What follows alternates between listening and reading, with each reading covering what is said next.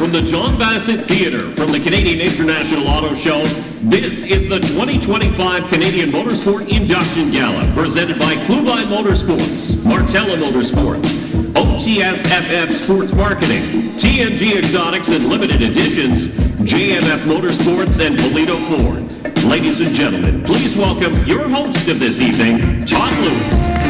Hey. Thanks for coming. Thanks for coming. I appreciate you being here. I think we're going to have a contest tonight as to which inductee is going to get the loudest cheer. I think there's going to be a lot of noise tonight, and I'm looking forward to it. Thank you all for coming. We really appreciate you being here. That terrific video that we just watched was cut together by our fantastic video editor, Dave Oliver, the voiceover by Dave Bradley, who's here tonight.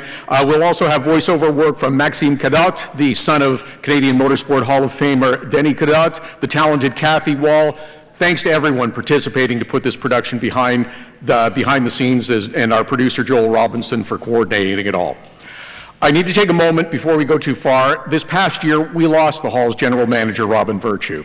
There wasn't a detail involving the Hall, this event, the celebration of speed, or any other Hall of Fame business that Robin didn't have a hand in and helped keep us on track and organized. He was a wonderful man to spend a few minutes with, have a chat about racing and cars, and his passion for his work with the Hall was enormous. Robin, we're saddened by your loss, but also grateful for having known you and enjoyed your company. We miss you. Tonight we are back at the John Bassett Theatre as the guests of the Canadian International Auto Show. Thank you for that. Thank you to the support of our presenting sponsors, Clubine Motorsports, Martella Motorsports, TNG Exotics and Limited Editions, OTSFF Sports Marketing Group, and Polito Ford. Welcome to those of you watching on the live stream tonight. You'll be able to find this video on the Canadian Motorsport Hall of Fame YouTube channel. I have quick business items first of all. If you haven't done so already, please silence your phones. Also, find your credit card for purchasing silent auction items. Michael Taylor and his group have put together a great collection this year. The proceeds go to supporting the Hall of Fame. Lots of time afterwards to socialize, grab a cocktail, and bid on Formula One tickets, IMSA race tickets, Markham Indy tickets, and much more. There is some great Canadian Motorsport Hall of Fame merchandise available as well for purchase. Lawrence Himmel has done a tremendous job assembling that. 2025 was another exciting year for Canadian motorsports. Whether you were holding a steering wheel, working as part of a race team, a series official, dealing with partners, sponsorships, capturing video, producing television or social media content, promoting races, countless other vocations that are necessary for motorsports to succeed. Thank you all for your hard work and effort. We need you to keep doing it. 2026 will see exciting new developments. The Canadian Grand Prix moves up to May. After 40 years, IndyCar has a new home, and the city of Markham is welcoming them with open arms. Some are anxious about change. If we all work to make successful events and bring people to the fold, we will continue to grow the sport that we love. Of course, the Hall is here to provide recognition to those that have achieved the highest levels of success in their chosen area. We also must do our part to encourage more young men and women to participate in our sport and help raise the next generation of fans to cheer on their stars. Let's keep working hard to please make that happen. The Canadian Motorsport Hall of Fame wants to thank the Canadian International Auto Show for their generous support, providing us this theater once again. Crowds at the show have been outstanding. Once again, it is wonderful to be part of this great event. The general manager of the show, Jason Campbell, is probably the busiest man over the 10 days of the show. He's given us a couple of minutes to join us. Jason, please welcome and thank you for joining us here to bring greetings tonight.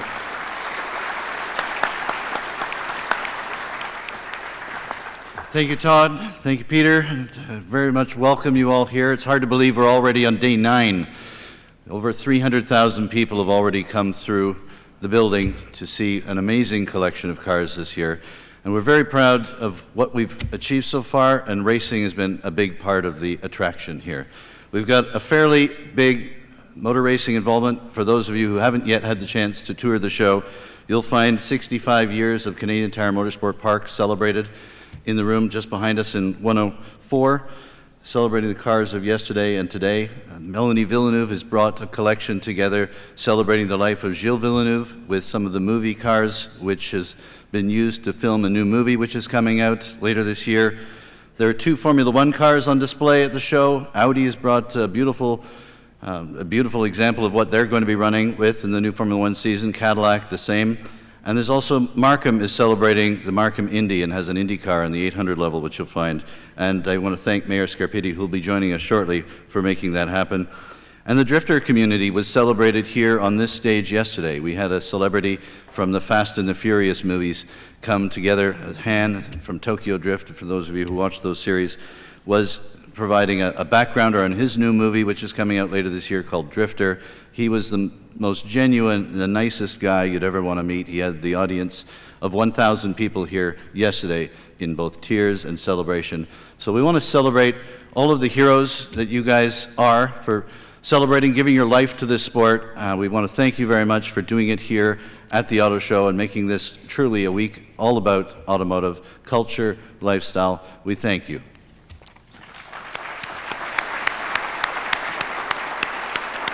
Thank you, Jason.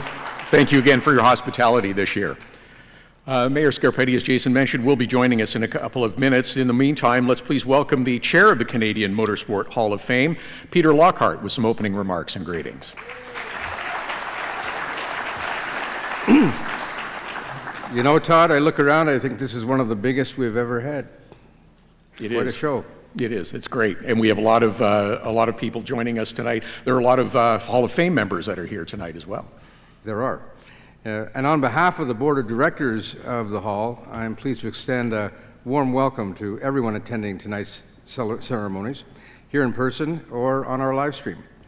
Special thanks to those of you who have traveled from far and wide to be here to support your inductees.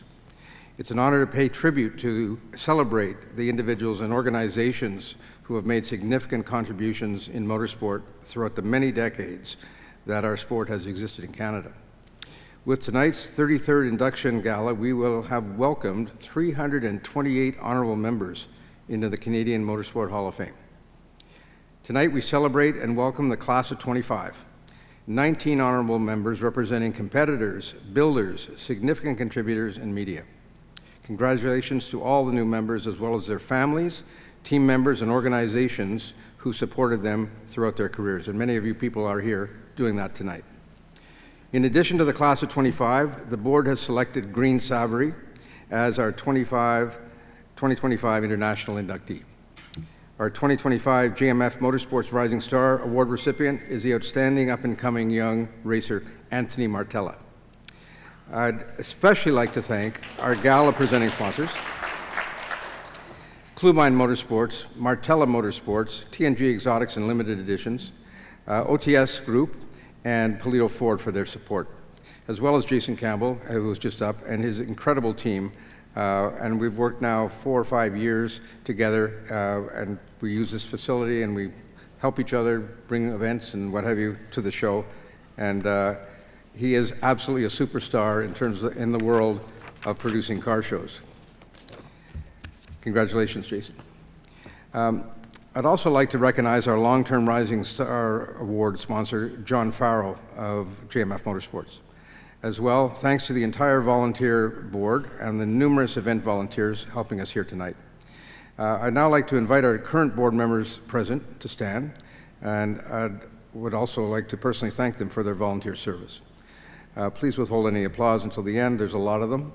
Our vice chair is Derek Lynch, and everyone will please stand. Our treasurer, Bruce Thompson. Our director of communications, Nicole LaSalle. Directors Greg McPherson, Denny Cadotte, Michael Taylor, Joel Robinson, Jeff Atkinson, Scott Samuel, Lawrence Himmel, Lindsay Riddell, Todd Lewis, Christian Ryan, and Dr. Hugh Scully as our chair emeritus, and John McGill, an honorary director. Not present are honorary directors Ron Fellows, Paul Cook, and our honorary historian, Sid Priddle.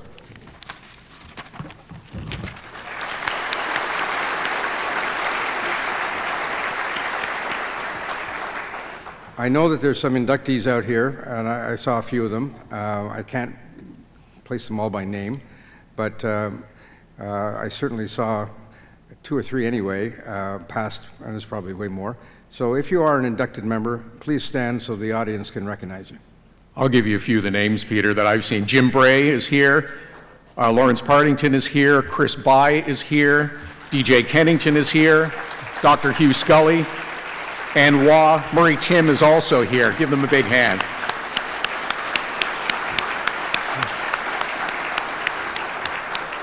Thank you, Todd. You're always there for the heavy lifting.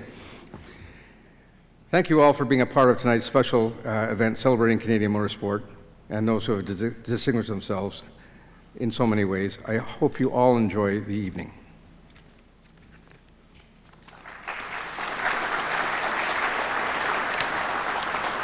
Now, in the last year, unfortunately, as time goes on, we have lost some honorable members, and we will have a 30-second moment of silence after I mention their names. Ed Hackinson, Bernie Federley, Jim O'Donnell, Michelle Duff, John Graham, and Gerald Donaldson.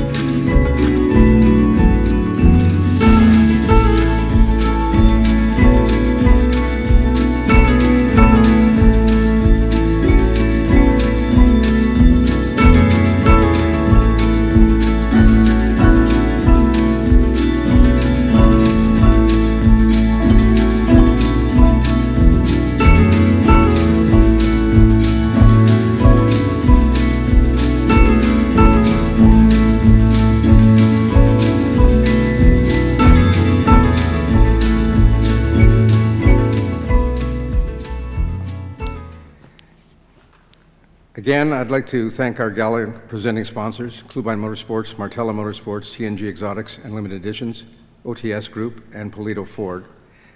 Our Rising Star sponsor, JMF Motorsports, John Farrow.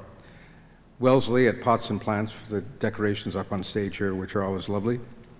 As mentioned, Jason and Tina and the staff at the International Auto Show, and all others who supported by buying ads in the program, and all those who supported our silent auction.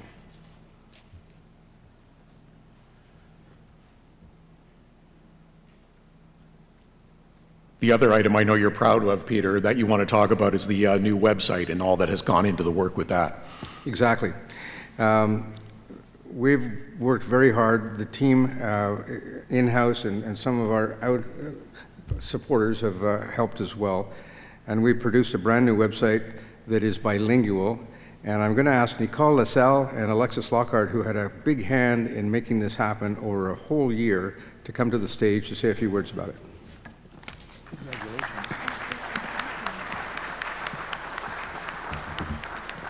Okay, welcome all. Thank you for coming. We didn't just redesign a website, we re-engineered how legacy is experienced online.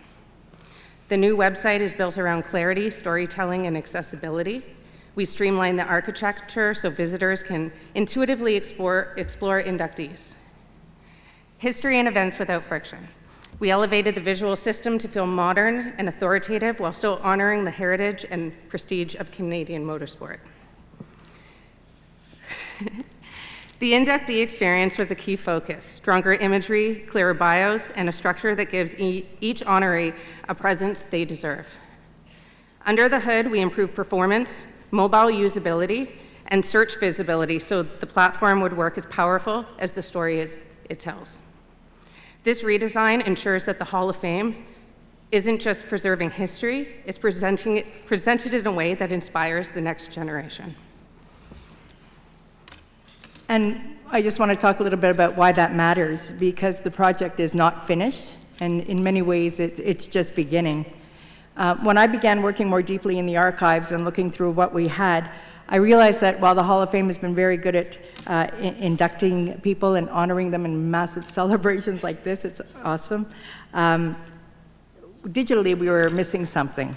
So what happened was, as we looked through it, the records had been created in a different era, before searchable archives, before digital photography, before race results were just a click away. Some of Canada's most important motorsport careers were summarized in just a few short lines. Not because they weren't remarkable, just because we didn't have the tools to tell the story and tell them properly. But we now have the tools thanks to Alexis and her team. The new platform gives us structure to build a living historical record, one that can grow, be expanded, corrected, and enriched over time. And that's where all of you come in.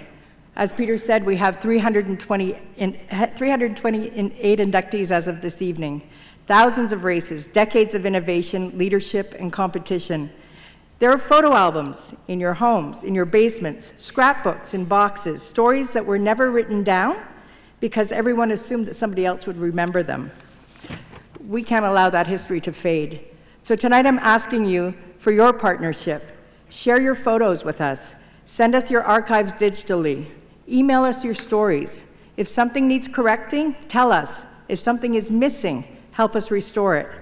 The hall belongs to the community that built it.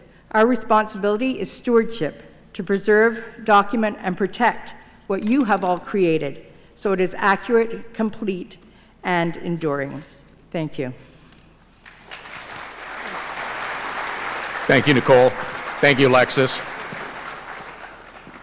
The Hall has also been more active on social media as of late. We have on our YouTube channel more than 300 titles of videos that are available. They've been viewed more than 275,000 times. It's 30,000 hours of watch time. Bryce Turner is activating on our social media channels on this new website as well. It is easy to access the Canadian Motorsport Hall of Fame store, all available on the website. I can tell you as well, there is a project from the Canadian Motorsport Hall of Fame that debuted last spring that has been a tremendous success. The From the Vault series that airs on Rev TV Canada, featuring racing from the past that highlights members of the Hall of Fame when they had more hair or when they had less gray hair, has been very well received. I can't think of a race event I was at last year where someone wasn't asking me about From the Vault and more episodes. Well, the good news is there are more episodes. There are more episodes that are debuting more frequently. Plans are in place to create new shows as well for another season.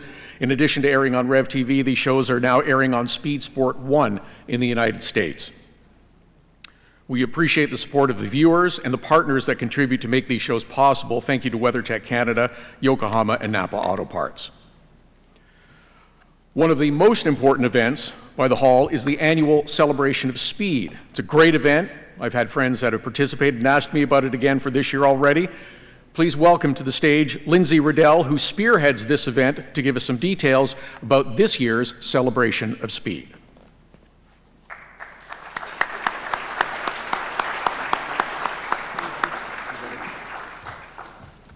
Good evening, everyone. Bonsoir à tous.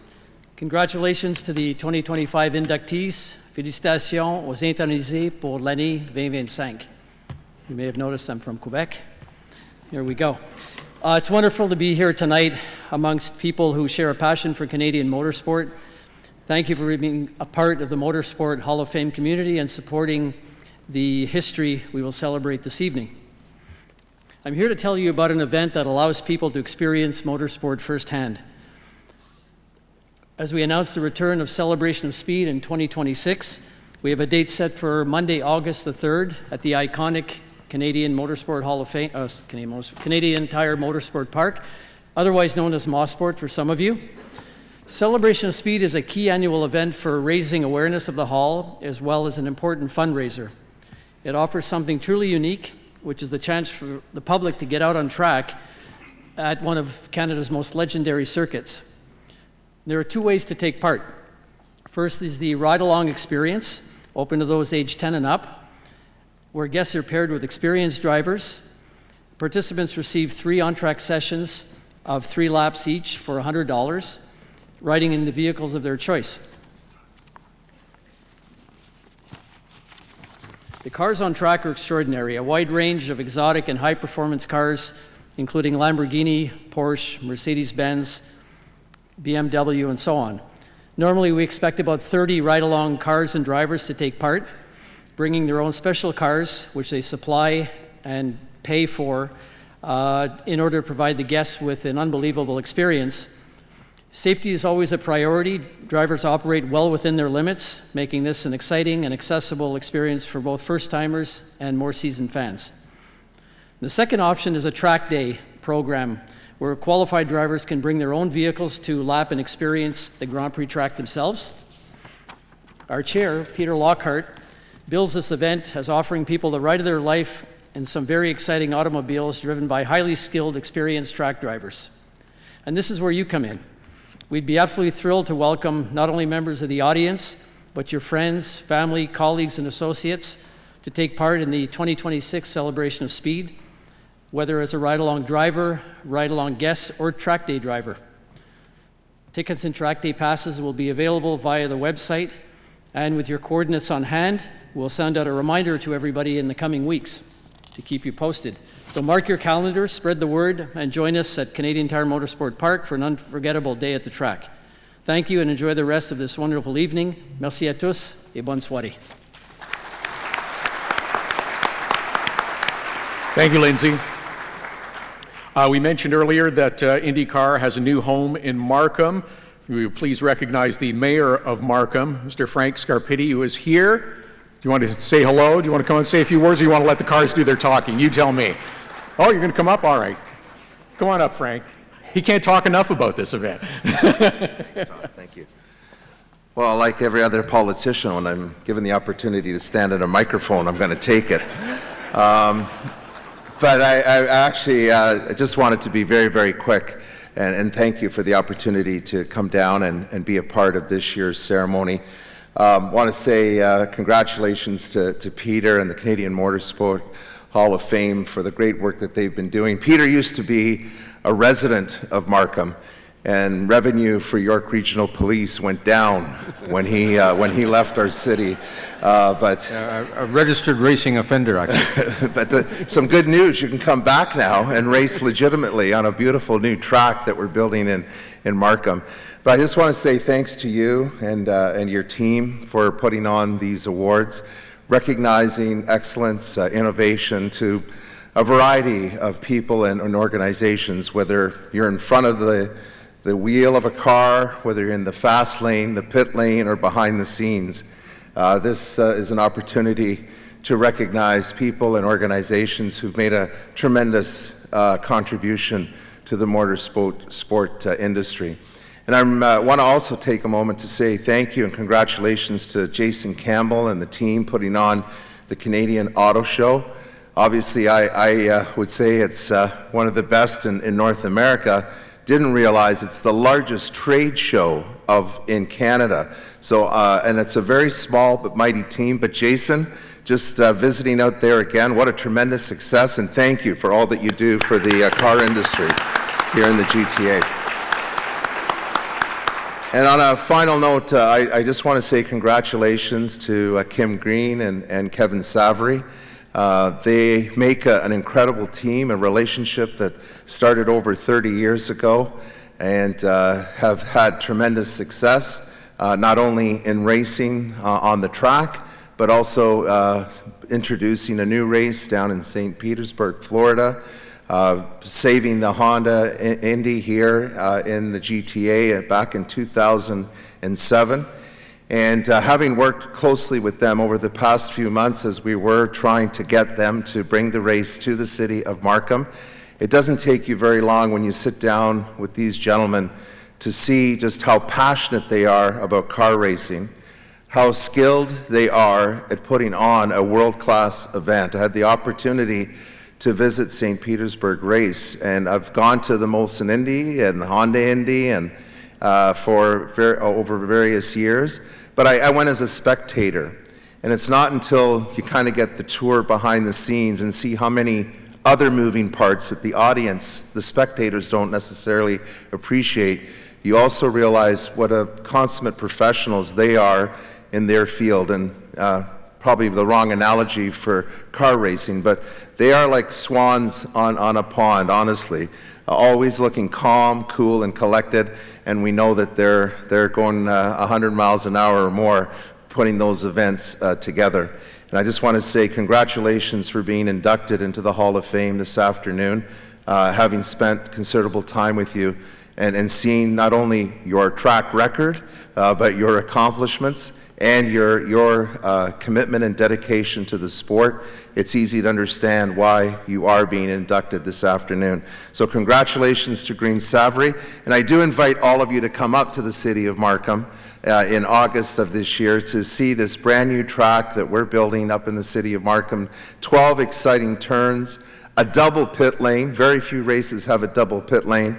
And we are going to put a challenge to the drivers on the streets of Markham. And Peter, you're welcome to come back and go past the speed limit if you want on the track. I'll ask my wife, Frank. And I'd just like to present a certificate to you, congratulating you and the Motorsport Hall of Fame for the great work you've been doing, recognizing so many great people and organizations who've made wonderful contributions to this sport. We have a great team like you do, Frank. Congratulations.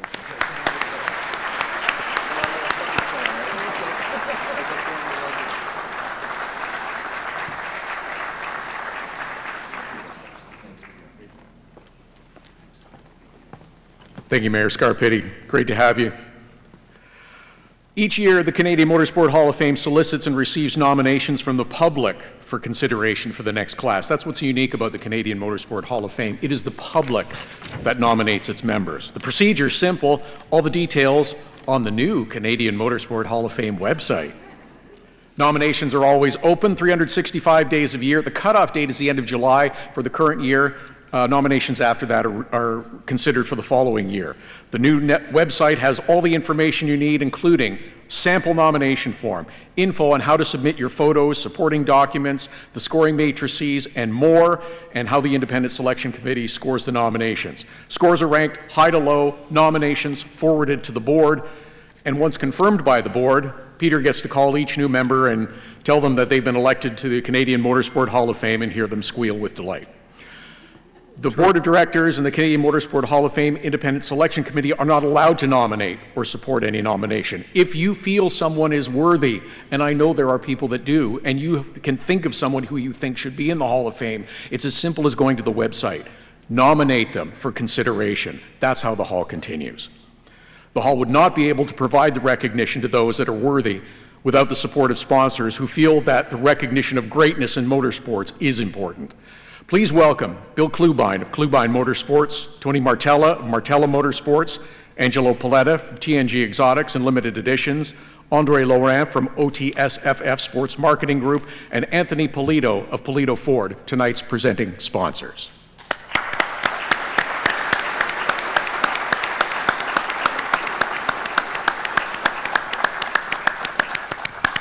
We wanted to do a photo op, boys. Come on up. Never turn down a chance at a photo op, guys.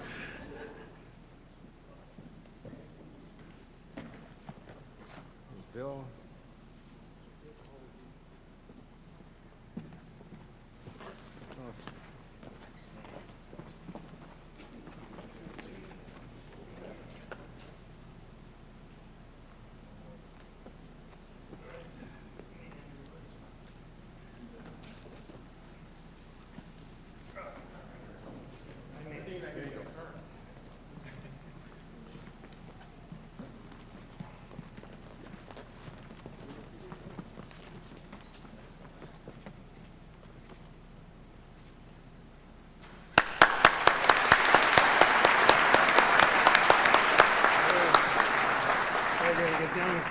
Thank you.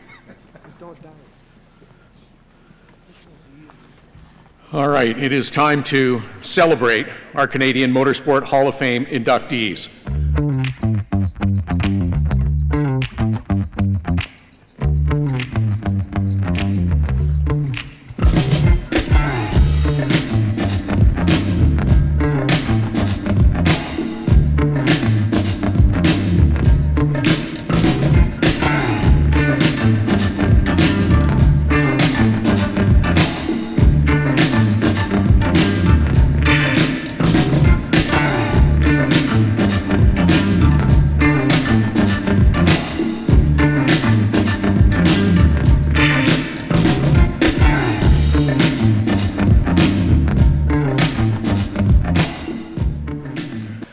Now, please, let's welcome our first new member to the 2025 class for the Canadian Motorsport Hall of Fame. This inductee is no stranger to success in the world of drag racing. Rob Atchison is a second-generation drag racer. In 1995, Rob, joined by his father Bob, started his long drag racing career at Grand Bend Motorplex. The winning and domination followed shortly afterward, with the London, Ontario racer victorious in the Pro Comp division. Soon, the team would purchase a top alcohol funny car, and they joined the IHRA Tour. The early 2000s saw Atchison and team finding their way. After their 2001 Crash and Burn Tour, success quickly came. Atchison wins! 2003 saw the team win 6 races, set 7 track records, all while qualifying number 1 9 times. This turnaround year would mark the team's first championship. The team continued in 2004, becoming the first IHRA funny car driver to go to 8 consecutive final rounds and won the 2004 IHRA Funny Car Championship. 2005 witnessed Atchison win 7 events and continue his 9 fast times. They would march on to win their 3rd championship in a row.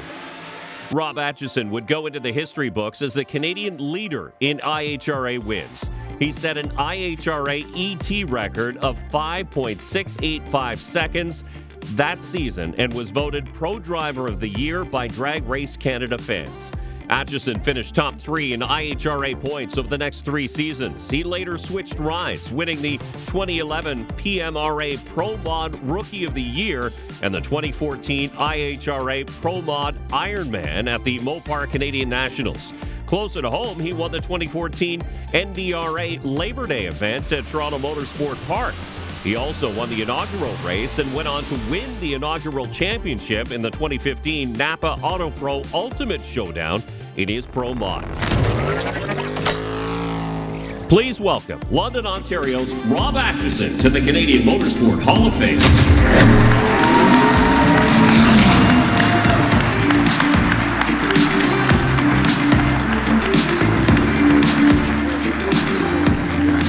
Congratulations. Here to present Rob with his medal is Hall of Fame Vice Chair Derek Lynch.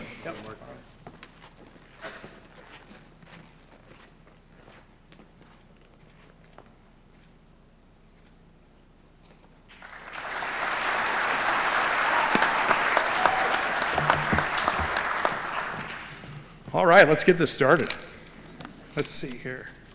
I want to start by thanking the Hall of Fame committee for the induction. It is such an honor to be recognized for your achievements in a sport that you love and things that you love to do, and for for people to recognize that is truly an honor, so thank you. I want to be the first to congratulate the 2025 class as a member, and it's an amazing group of people, and it's so awesome to be a part of that with you guys. I have a special connection to the drag racing group that is here. Al Billis, Rob Reeves. I was fortunate. I've known Al Billis for 30 years. Al signed my alcohol funny car license in '97. So thanks for this, Al. You're important to the legacy.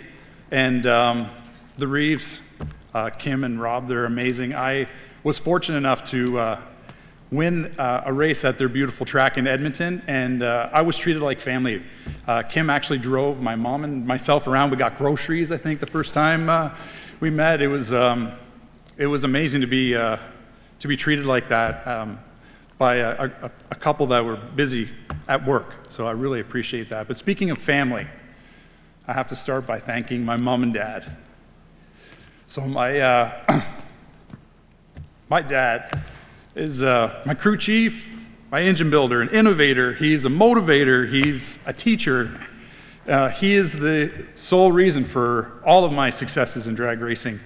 20 years ago, I got to watch my dad get inducted into the Canadian Motorsports Hall of Fame. And shockingly, we both still look exactly the same, so we have that going for us. We've been able to share so many wonderful milestones and achievements, and this one with Dad is very, very special. My mom, Maxine, is a driving force of our race team. She was there for everything, supporting me, making meals for everybody. She was so amazing and wonderful that I can't thank you both enough for everything you taught me, and work ethic, and having passion, something that you love, and trying to be successful in it. I had a quote that I heard, and no one single person can achieve greatness without the greatness of others. And my race team is the greatest. I could not have done anything without Car Chief Les Mellows, Pat Ryan, who was my best man at the wedding, and just a true confidant, Kyle Harris, who is a world champion drag racer in his own right, my uncle Dennis Smith. He worked tirelessly trying to get us sponsors and do things that I didn't have time for. I was too busy working on cars. My cousin Shelly was my marketing manager of sales and sweaters and t-shirts, and my sister Darlene, who was supporting me from her travels all over the world, but I could feel it. I really couldn't have done any of this without you guys, and I thank you so much. Now, with all of that greatness behind me, I still couldn't win a national event until I met my beautiful wife, Julie. And I have been winning every day since. She is my soulmate. She's my best friend. She's my everything. And it's so amazing that I've got to experience and celebrate all of these achievements with her right beside me. It's so amazing. And then I brought my two biggest fans with me today, my son Wyatt and my daughter Olivia. You guys bring joy to me every day that words can't express.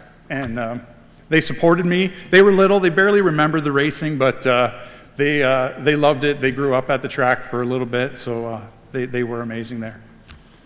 I have to thank my friends.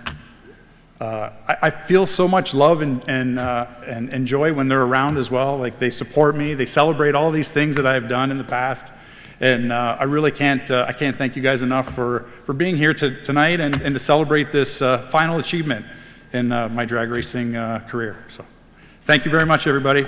Have a great night.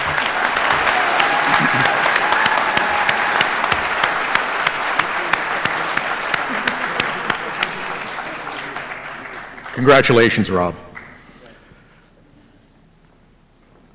Our next honoree, successful in multiple racing disciplines and also shares his knowledge with others. Our next inductee grew up in Vancouver and comes from a racing family. Growing up in a motorsports family, Ross Bentley spent decades behind the wheel in road racing competition in Western Canada, while later writing a series of books about racing techniques and strategies. Bentley won 11 amateur racing championships early in his career. He competed in the Camera Super Modified Series in 1977 before running in the CASC BC Formula Ford, where he won championships in 1979 and 1980. He raced in Formula Atlantic in the early 80s, made 4 Trans Am starts in 1986, and won every Westwood and Portland endurance race between 1987 and 1990. Bentley made his kart debut in his hometown race, the 1990 Molson Indy Vancouver, making 25 starts in kart through 1994, mostly with Dale Coyne Racing. He then shifted gears to sports cars, making 26 starts in the Grand Am Series between 1998 and 2010. Bentley won the GT3 Class Championship in his first U.S. RRC season, recording 2 wins and 4 podiums in 5 races in 1998.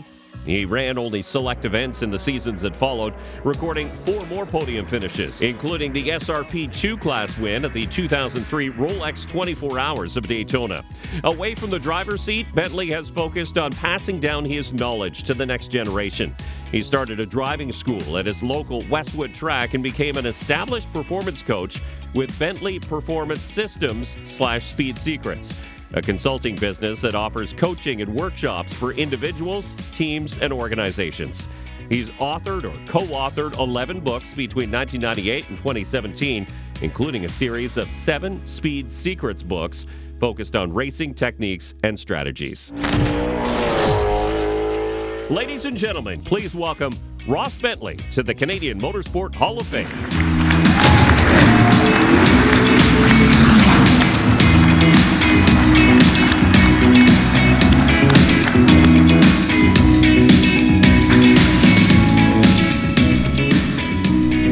Come right to the center here. Perfect. Joining Ross is Robin Bentley with his medal.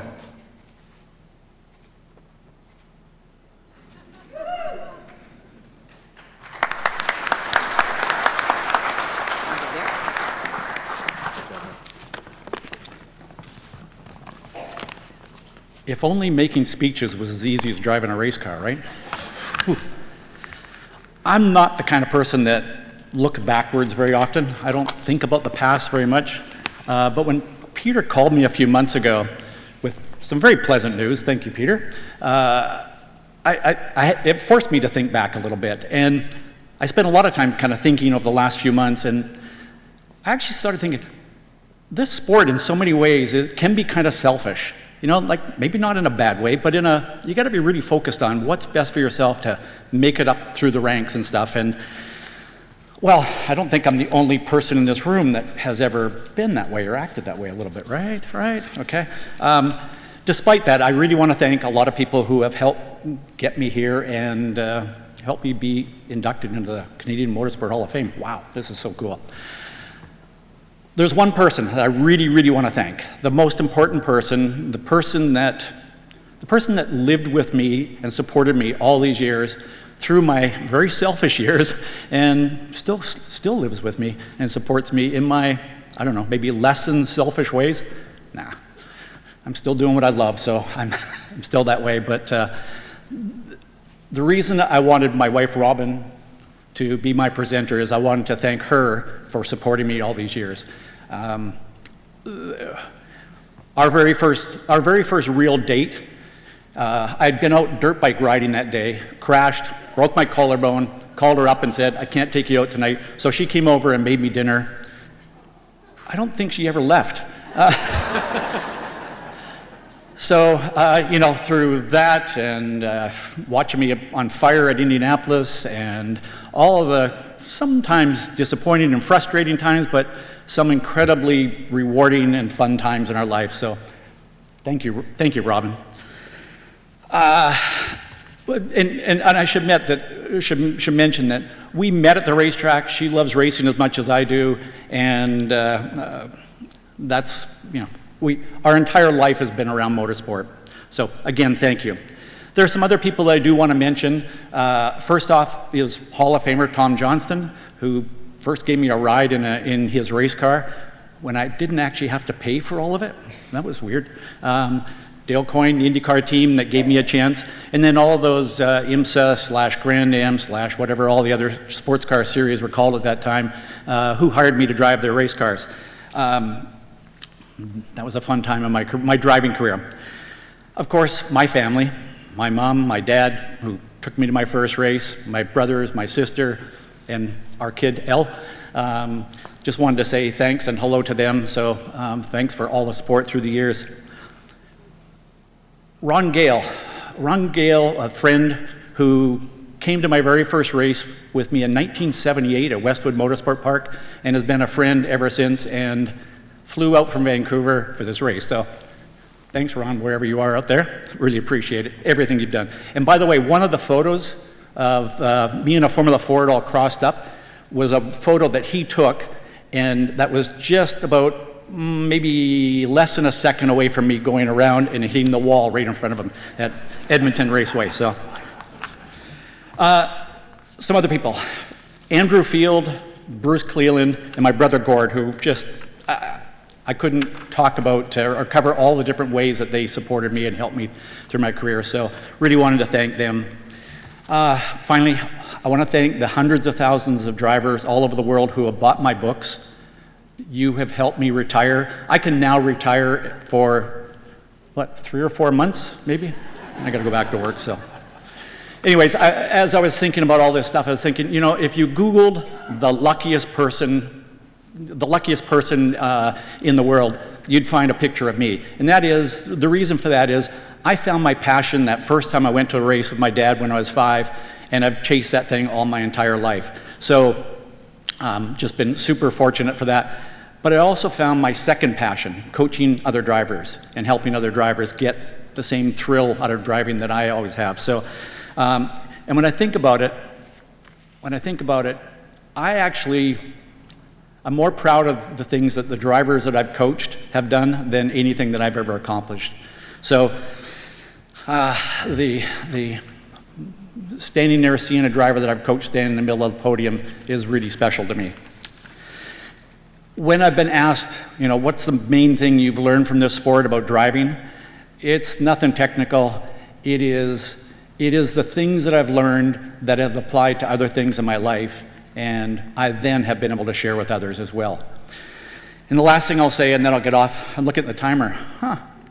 I can beat that time. Okay. The last thing I'll say is the best thing that's ever happened to me in this sport is the people that I've met, the people that I've learned from, the people that have become good friends.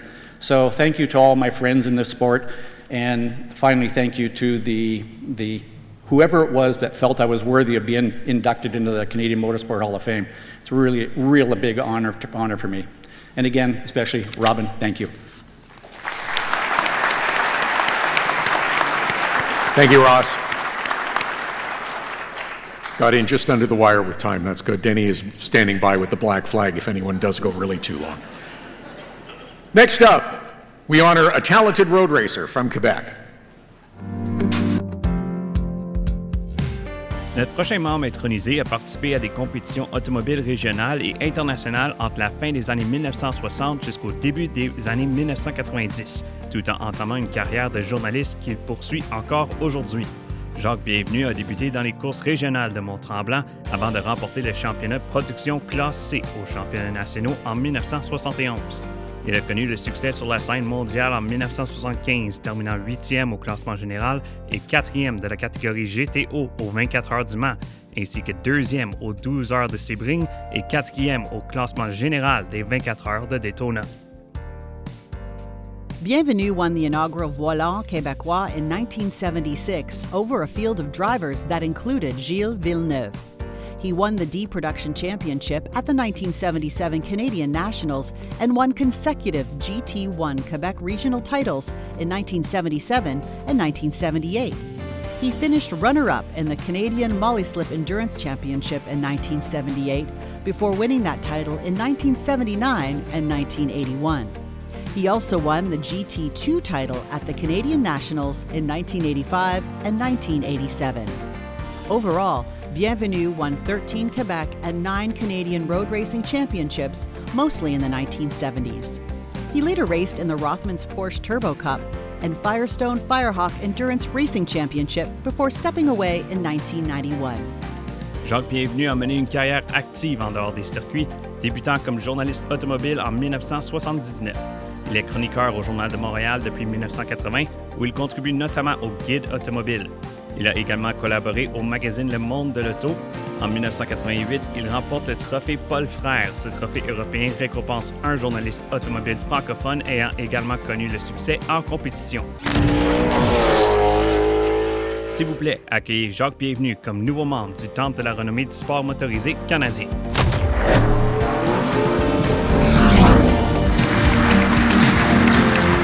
We apologize for the typo in the graphics. Jacques really wanted to be here tonight, but was advised to stay home for health reasons. We miss him.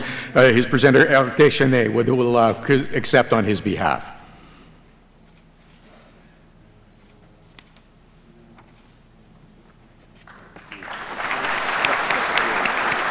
I will do it in French and English. I just want to say a few words. Thank you very much for all the work done behind the scene. Thank you to David, who triggered that project. Thank you to Dominique Saint-Jean, who helped me to basically put all the paperwork together. I will do the same in French. Merci à tout le monde. Merci à tout le monde du Canadian Motorsport Hall of Fame qui travaille derrière la scène pour mettre un événement aussi gigantesque que ça. C'est vraiment impressionnant. Je voulais remercier Dominique Saint-Jean, David Deacon, qui m'ont aidé à supporter cette nomination de Jacques Bienvenu. Jacques Bienvenu, malheureusement, ne pouvait pas être avec nous aujourd'hui pour... il y a un meatball, comme on dit dans le jargon, dans le sport automobile, mais si tout va bien, il va être avec nous au mois de juin, où on va célébrer à l'événement VARAC, l'événement 944. What I just said is Jack has a bit of he got a meatball, let's put it that way. He got a meatball, and he's not be able to be with us tonight, but he promised me to be with all of us in June for the VARAC event, where we will celebrate the 944 reunion. Thank you all. Have a great evening. Merci. Good evening. Thank you very much for this award. This is an honor for me to accept my induction. My career was not done alone. During the journey, many people were in the background, and tonight I would like to express them my gratitude. Thank you to my family for supporting me all the time. Thank to my friend, the Magic Man, Chief Mechanic, André Godet, who put together the team with Stéphane Veilleux, Eric Hyland, and Jean Lachance. They made me look good. They share with me the moment of pleasure and disappointment. Thanks to the organizer, worker, flagger. Without them, there is no event. Thanks to my sponsor, Dicom Express. Special thanks to the Canadian Motorsport Hall of Fame, Peter Lockhart and his team. You put together a very good event. Thanks to my partner, Louis Craig. And merci, Eric Deschanel, for representing me tonight. Thank you all. Have a good night. And now, a few words in French. Bonsoir. Merci beaucoup pour cette reconnaissance. C'est un honneur pour moi. C'est avec beaucoup d'humilité et de gratitude que j'accepte cette reconnaissance. Merci à ma famille qui m'a supporté. Merci à mon ami, le magicien, le chef mécanicien, André Godet. Il a su monter cette équipe avec Stéphane Veilleux, Eric Hyland et Jean Lachance. Ils m'ont fait bien paraître. Ils ont partagé avec moi les moments de plaisir et de déception. Merci aux organisateurs, aux travailleurs, aux signaleurs. Sans eux, il n'y a pas d'événement. Merci à mon commanditaire, Dicom Express. Merci au Temple de la renommée du sport automobile du Canada. Merci à Peter Lockhart. Tu as fait un superbe travail, Peter. Merci à ma compagne de vie, Louise Craig. Merci à Éric Deschanel de me présenter ici ce soir. Merci d'avoir pensé à moi. Bonne fin de soirée. Merci, Jacques. Our next inductee, a household name in drag racing. An accomplished drag racer and engine builder and tuner, Al Billis has found success on the sport's biggest stage. recording 50 major drag racing wins at events across North America. Billis caught the racing bug at a young age, growing up around cars at his dad's engine shop and building his first car at 15 years old. As a driver, Billis got behind the wheel for the first time in 1985, starting a long career that included numerous IHRA and NHRA wins in Pro Mod and Alcohol Funny Car competition. He recorded several top 10 championship points, finishing in the IHRA, where he was voted Most Improved Pro Driver in 2002. His dragster was the best engineered car in 1991 and 2003, while he also set numerous national ET and miles per hour records over his career. Billis ultimately took over his family's business, where he's found success as a builder. His cars have set approximately 15 national records at NHRA, IHRA, and PDRA events, winning 2 IHRA championships and 1 PDRA title.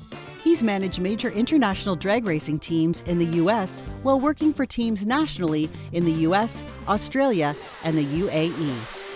Billis racing components and technology have been used with national success in drag racing. His time as a driver led to working with multi-time NHRA Funny Car champion Bob Newberry on various projects over the years. He continues to operate Al Billis Racing Limited, formerly Performance Engineer Limited in Barrie, Ontario. He's also currently involved in amateur sports car races, where he holds an SCCA competition license. He was inducted into the Canadian Drag Racing Hall of Fame in 2017 and now joins his dad, David Billis, as a CMHF inductee. Ladies and gentlemen, please welcome Al Billis into the Canadian Motorsport Hall of Fame.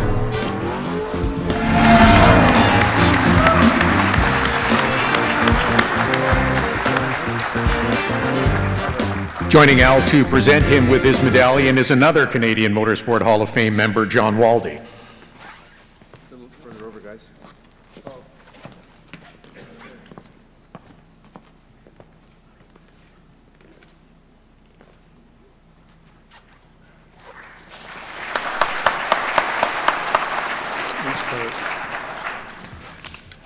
All right. I just wanted to say, it's an honor to be inducted into the Canadian Motorsports Hall of Fame. It's one of those things you never really think about growing up, but it's really special when it does happen. And my father, as you mentioned there, was inducted back in '94, and it's really special to be included. Similar sort of caliber that you have achievement in your racing career. So it's a really great honor to me. It's really special. And motorsports, it is very demanding, and you do have to be somewhat selfish, from what I've seen, to be fairly decent at it. And I just kind of like to thank my family. My wife, she's, we met back in 1991, I believe it was. And after a short courtship, we got married, and she's stuck with me since. Courtship is about 6 years. But yeah, I'd just like to thank her. But without her and my kids, they're always there, always in the background, always supporting you. Just thank you. That along with the fact that, the number of people behind the scenes, to race, to be successful, just to go out there, the friends, family, all the people, all the engine builders, chassis builders, all the support behind is just, it's been a phenomenal experience, to spend time in developing relationships with all these different people that you meet throughout the world, and over the decades of doing this, it's been a special experience. And I'd just like to say thank you, and just thank you, and that's it.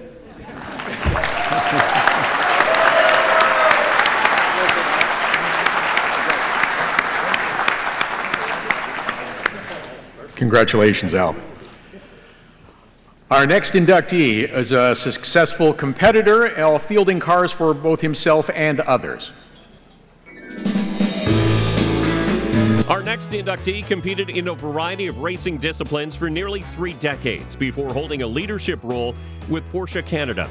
Rick Bai started out building, selling, and racing Formula Vs through Olympus Racing, which he founded with Bill Vallis from 1972 to 1982.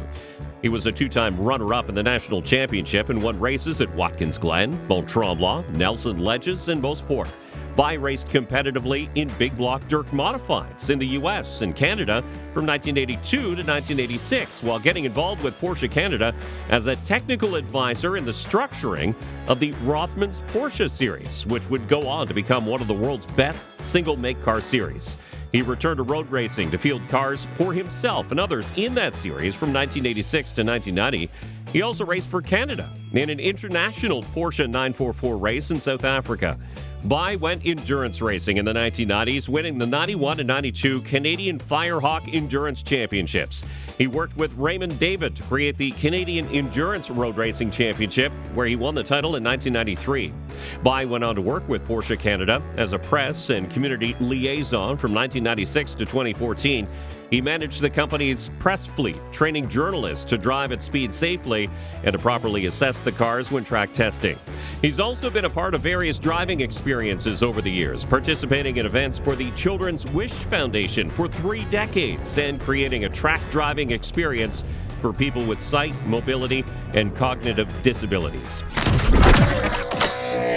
Let's welcome Rick Bai to the class of 2025.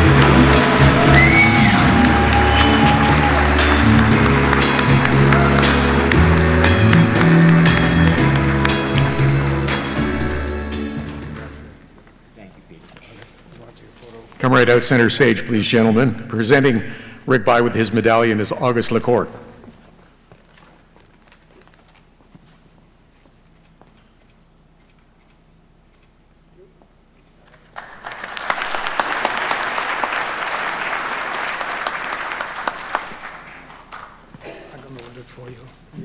Yeah, thank you.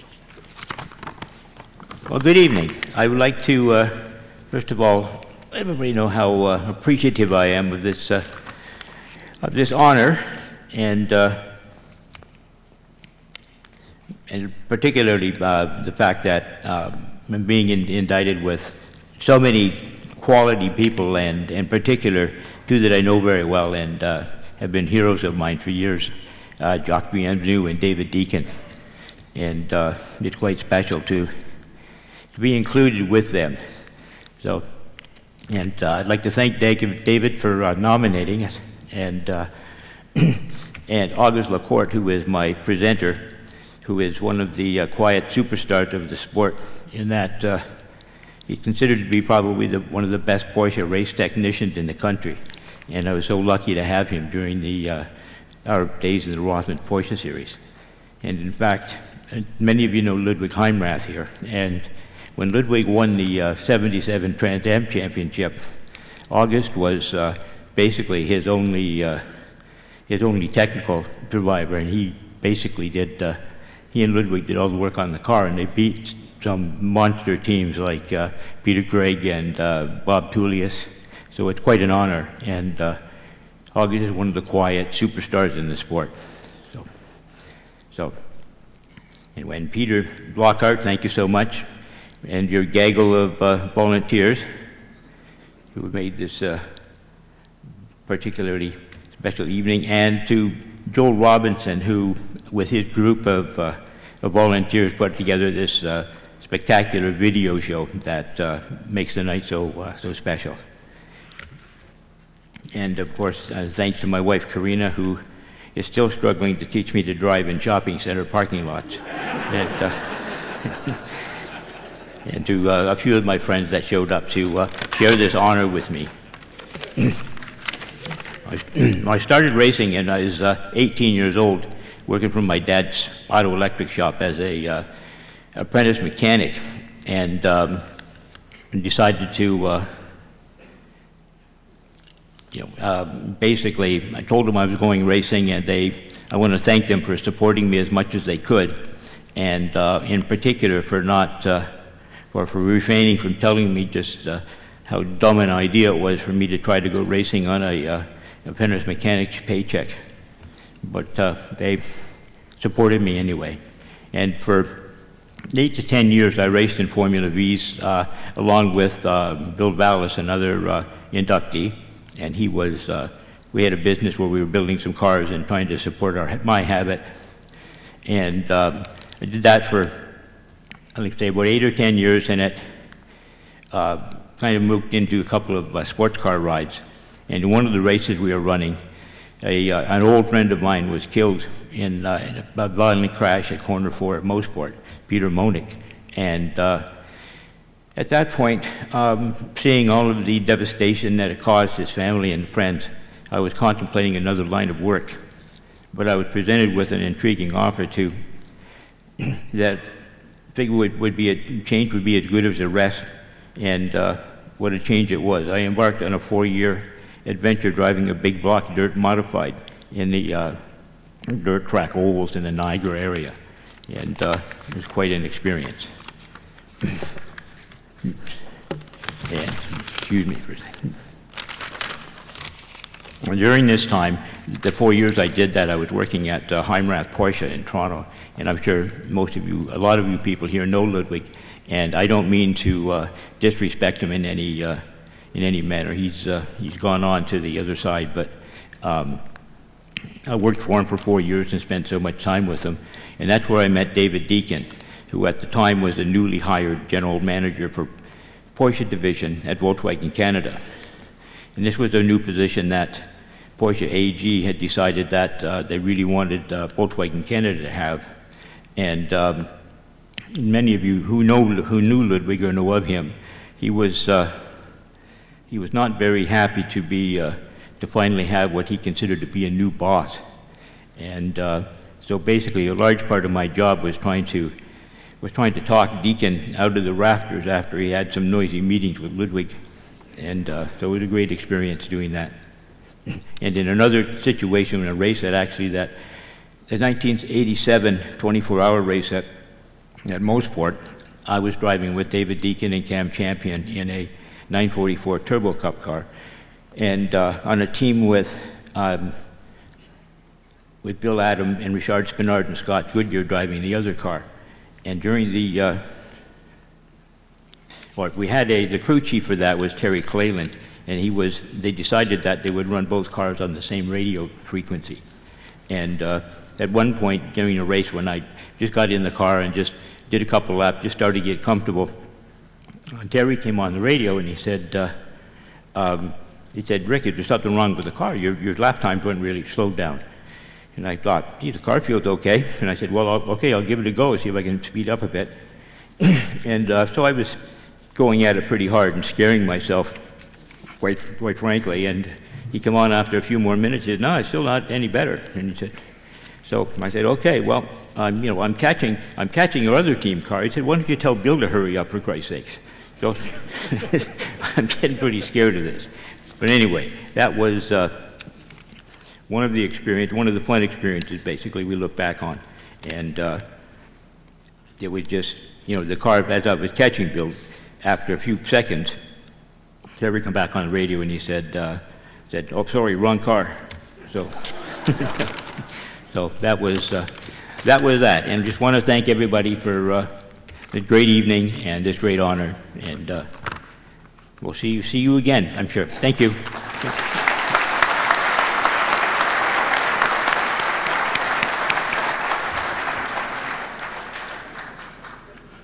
Our next honoree has been an engineering key to wins and to championships. During his 4 decades in motorsports, Michael Cannon climbed the ranks to become a highly respected engineer in IndyCar. Cannon first got involved in racing in the early 1980s. Born in Montreal, he went on to become a driver, mechanic, and engineer. He raced Formula Fords before becoming an assistant engineer on Patrick Carpentier's Players Forsyth racing car in 1998. He also co-founded Genoa Racing and Formula Atlantic in the 1990s, a team that helped Jimmy Vasser and Greg Ray advance to careers at the top level. Cannon took on a lead engineer position with the Players Forsyth team in 2000 and has held that role for various teams ever since. He's worked with Herdez, Andretti, Ed Carpenter Racing, KV, Dale Coyne Racing, and Chip Ganassi Racing during his career, while being mentored by engineers including Lee Dykstra, Bruce Ashmore, and Tony Ciccale. Cannon's first stint with Dale Coyne saw him work with several drivers between 2014 and 2019. He then became the lead engineer for Scott Dixon at Chip Ganassi Racing in 2000, holding a key role on a team that won the IndyCar Championship that season on the strength of 4 wins and 7 podiums in 14 races. Cannon moved to A.J. Foyt Racing in 2023 to be the head of their engineering department. His hiring helped attract driver Santino Ferrucci to the team, who started 4th and finished 3rd in the 2023 Indianapolis 500 before a top 10 Indy 500 finish and improved year-end points result in 2024. Cannon most recently returned to Dale Coyne Racing in late May of 2025 as engineer for driver Rinus VeeKay. Please welcome Michael Cannon to the Canadian Motorsport Hall of Fame.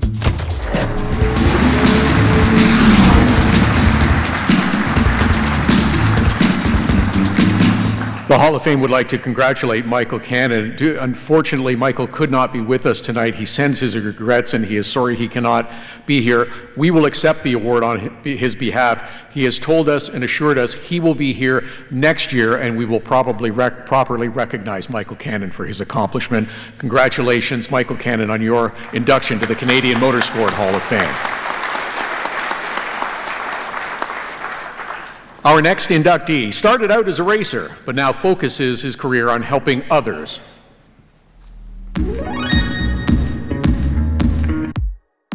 Our next inductee started out as a racer himself and then used his past experience to become a mentor and supporter of up-and-coming drivers. Bill Klubine started out in motorsports at 16 years old, racing snowmobiles in the winter and motorcycles in the summer. He later competed in the Honda Michelin Series, recording several wins and podium finishes between 1986 and 1989. His road racing career included success at the legendary Motorsport Raceway. The Ackland teams dominated and took the flags side by side.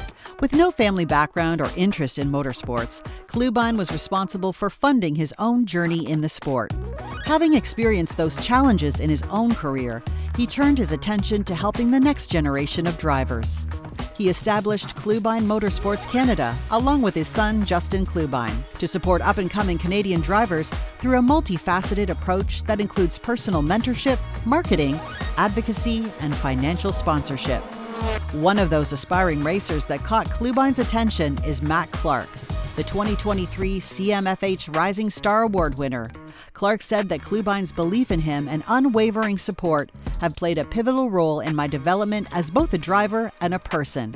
Quite simply, I wouldn't be racing today without Bill's help. Other drivers being supported by Klubine Motorsports Canada include sports car and open-wheel driver Anthony Martella and legendary car racer Keaton Pipe. Klubine's support for the Canadian motorsports community extends beyond emerging talents, with additional sponsorships that help honor and promote motorsports excellence in the country.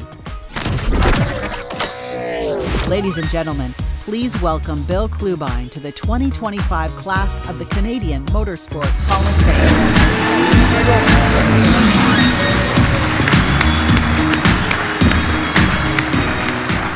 Presenting Bill with his medallion is son Justin Klubine, and Peter Lockhart, I believe you have some words of congratulations for Bill as well. Yes, I do, Bill. I received a message from Matt Clark, who's in the States right now, and he said, while I'm in the United States preparing for the up-and-coming racing season, and unfortunately I can't be in the room with you tonight, I'm grateful for the opportunity to share a few words about someone who has made a lasting impact on Canadian motorsport. Mr. Bill Klubine is being inducted as a builder, and I can't say firsthand that he doesn't just build racing programs or drivers, he builds people.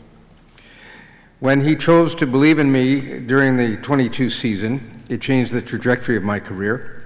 With his support and guidance, we've celebrated race wins with a USF Juniors Championship, the honor of receiving this Hall of Fame's Rising Star Award in 2023, and a strong USF Pro 2000 this past year, smuggling 12 trophies back home north of the border. And beyond the trophies and podiums, I've been fortunate to learn from Bill in ways that go far beyond racing. Bill, your legacy isn't just in the history books, it's on the starting grid and in the people you've helped shape. Thank you for building the future of Canadian motorsport, my friend.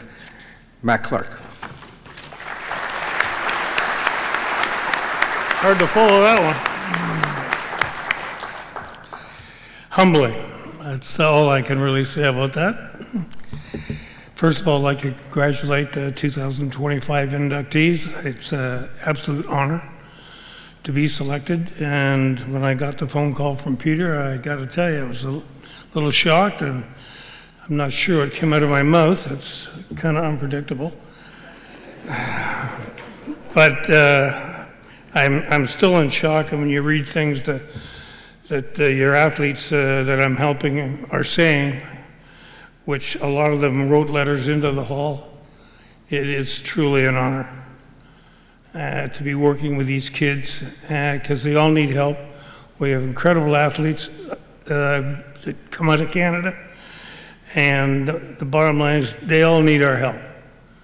It doesn't take much. You can go through a company called R2R, get a complete tax receipt, so you're helping the athlete, you're making yourself feel better, and the government's paying you to do it. So other than that, I'm not going to be that guy. Thank you, everybody, and good night.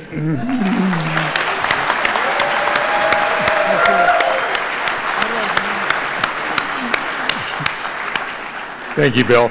Thank you for all you do. The next new member has literally done it all in the karting world. Our next inductee has played an influential role in the karting community as both a driver and builder. Jake Collison started out in 1983, purchasing his first go-kart at 11 years old and going on to achieve success at various levels. He won 15 Waterloo Regional Kart Club Division Championships between 1989 and 2023, with hundreds of race wins. He's a 7-time senior high points winner at the club. Collison's regional success includes 24 feature wins in both the Oktoberfest Grand Prix and Brian Stewart Regional Karting. He's a 2-time Simcoe Kart Club champion and a multi-time Brian Stewart Regional Karting Division champ. Collison is an Ontario Pro Cup race winner and 15-time Ontario Grand National Bear champion. Internationally, he finished 13th of 70 teams at the Grana Viana 500 in Brazil, while finishing 11th of 60 drivers in the 2019 USAC Battle at the Brickyard in Indianapolis. He's a U.S. Open Indoor Karting Championship winner and has competed at more than 20 tracks internationally. In his 42 years karting, Jake has a resume of 300-plus wins, along with 20-plus championships. Away from the driver's seat, he formed Collison Racing in 1989, which offers a range of karting products and services. He's guided racers to over 200 championships, 1,400 race wins, and 60 Canadian Bear national wins as an engine, builder, kart tuner. He served on the WRKC board for over 30 years, taking on various roles, including over 15 years as president. He also helped spearhead the club's move to Flamborough Speedway after they lost their home track in 2006. Over the years, he spent countless volunteer hours around the track, helping drivers start their karting careers and helping grow the sport at a regional level. Let's welcome Jake Collison to the class of 2025.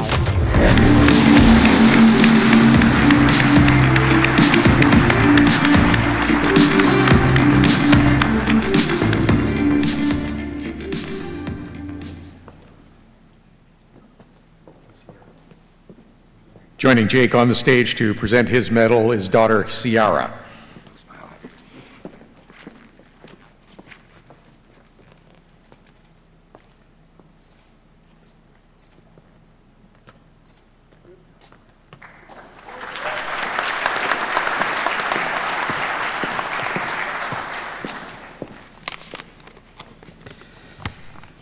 First of all, I would like to thank Peter, the entire board, everyone involved in the Hall of Fame. It's a great event you guys put on. I understand how much volunteer work and what it takes to put these things on. I also want to thank everybody that spoke on my behalf to put me up here. The outpouring of support and people that have reached out has been incredible and a bit overwhelming, honestly. Just this morning around 7 o'clock, I got a text from somebody that last time I raced him 10 or 15 years ago, I thought we were going to be rolling around wrestling in the grass.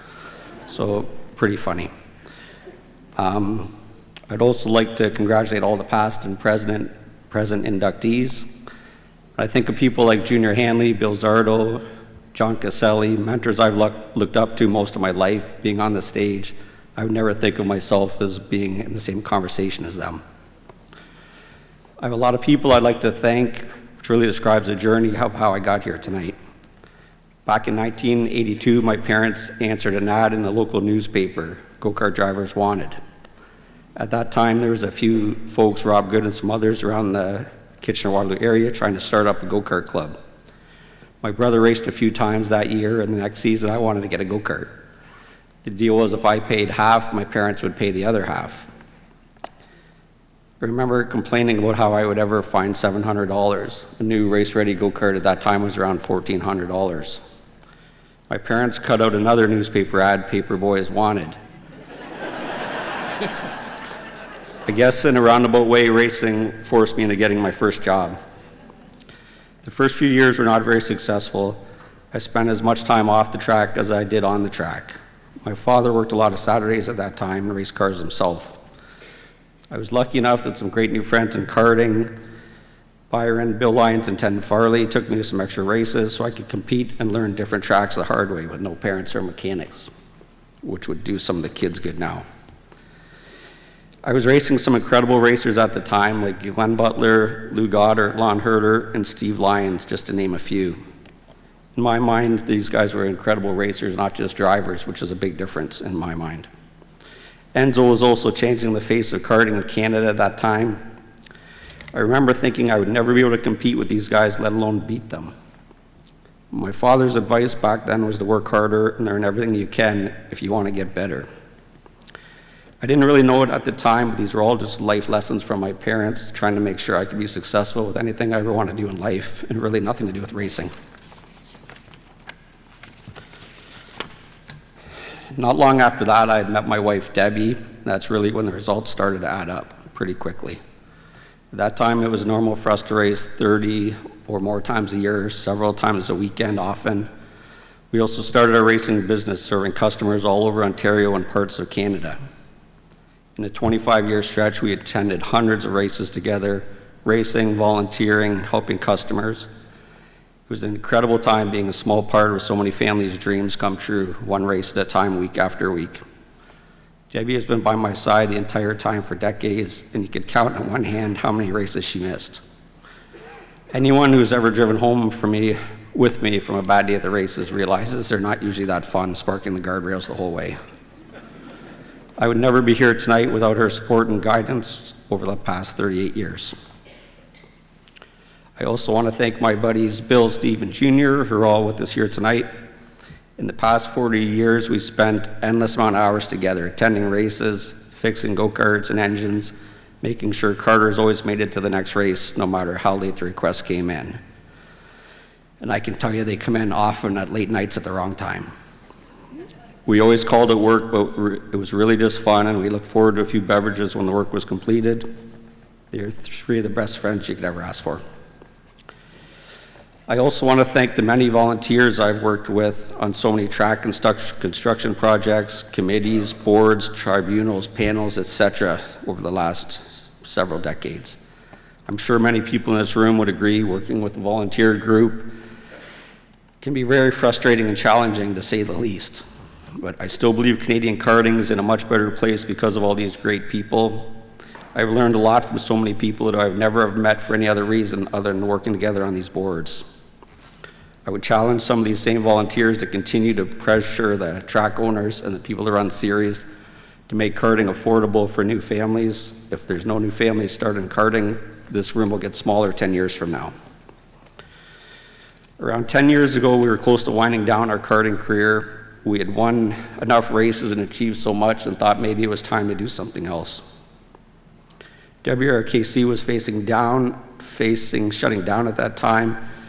No track to race on and no money. Our daughter Sierra was around 5 years old at that time and could not wait to start karting and carry on the family tradition. We decided it could not end like this in regards to a home track. WRKC had a great group of supporters at the time. We were able to get the support of the community, fundraise, secure loans, contracts, and proceeded to build the go-kart track at Flamborough Speedway. I'm proud to say this will be the 19th season already racing at that location, which has been a great partnership and a great way to keep new karters to get into the sport at an economical level. Sierra started racing go-karts around that time, and we were right back into it, racing all over again as a family. The next 10 years were by far the funnest years anyone could ever have racing for us at any level. Getting to watch Sierra grow in the sport, meet new friends, mentor new karters, volunteer, and give back to the sport in the same way my father, Debbie, and I did for decades has been a pleasure and something we're really proud of.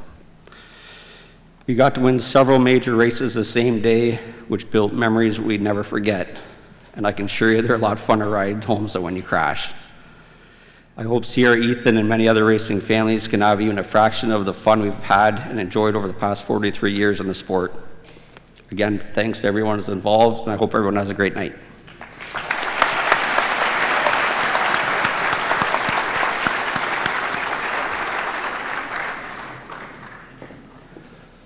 Our next honoree raced himself and elevated the Porsche brand to great success. David Deacon raced in endurance events over multiple decades and helped advance Porsche Canada's road racing involvement. While most of his career involved turning left and right, Deacon started out on the dirt track scene, competing at Welland County Speedway and Ontario Fairground tracks from 1970 to 1972. He started racing CASC events aboard a Porsche 914 in 1976 before racing in Molly Slip endurance events. Deacon won the 1980 Molly Slip Endurance Championship, driving a 911 Porsche RSR before becoming the first Canadian to be invited to drive for a major factory effort in the 24 Hours of Le Mans, co-driving a BMW M1 in 1981. He continued competing in endurance and road racing events in the early 1980s, including with co-drivers Jacques Villeneuve and Ludwig Heimrath on the first Canadian team to qualify for the 24 Hours of Le Mans in 1983. Deacon became general manager of the Porsche division for Volkswagen Canada in 1983, helping conceive and bring to life a couple of Porsche initiatives. He started the Porsche Advanced Driving School with John Ross, meant for new car customers across the country.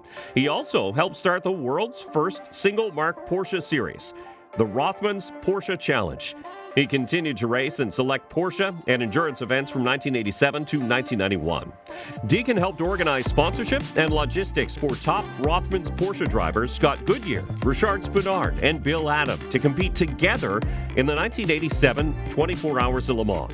He was also instrumental in arranging quality TV coverage of Canadian motorsports in the mid-1980s.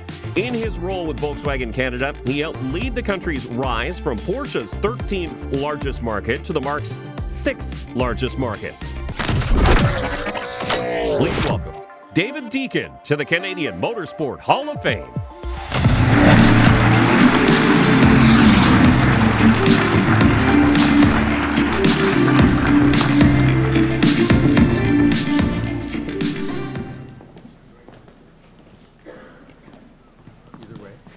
Joining David are Blake Deacon and Cecilia Deacon to present his medal.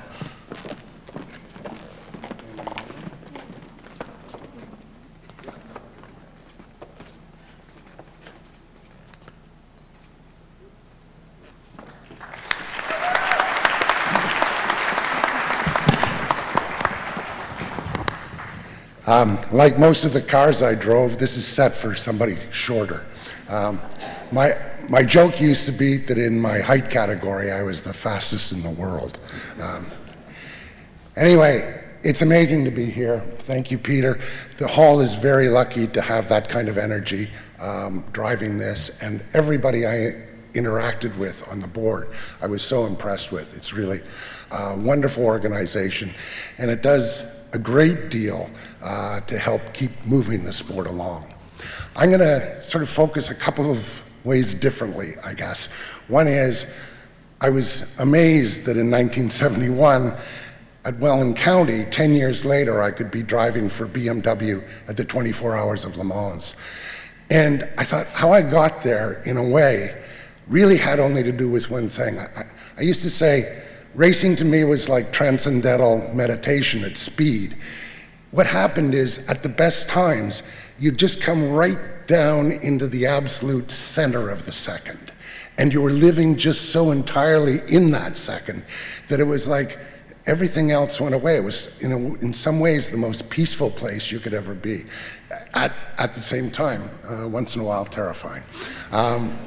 But it was cool, and I had so much joy in that.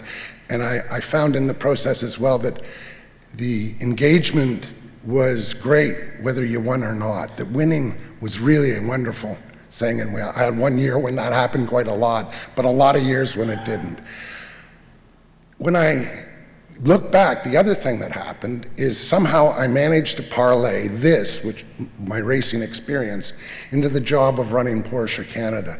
And if you think about it, I had no other automotive experience when I started that job, so that was my claim to fame. I'd raced a Porsche as a champion and then raced at Le Mans. When I started there, I go to work the first day, go downstairs, drive my brand new Porsche. I got another one 2 months, whatever, that's great. Had to go to Bora Bora and set up the incentive trip and everything, and tough things like that. So you can imagine, it was a tough job. It actually was in a very strange way, and that is, I got home and I went, now what am I going to do for fun? Because it was great. But I knew one thing I could do, and that was start the Porsche Advanced Drivers School, because the heart of the Porsche is the racing heritage. And I thought if people could get a feel, because most drivers can only drive to about 30 or 50% of the car's ability. If we could take them up to 60 or 70%, they would really understand what an amazing car this was. And that was unbelievably successful. And when I was doing that, we didn't charge for that program. We just made it part of what happened when you bought a new Porsche. The other thing that came along, this gave jobs, by the way, to people like Rick, who was really having a hard time getting jobs. But the other thing that came along was the opportunity to really do something for the Porsche 944.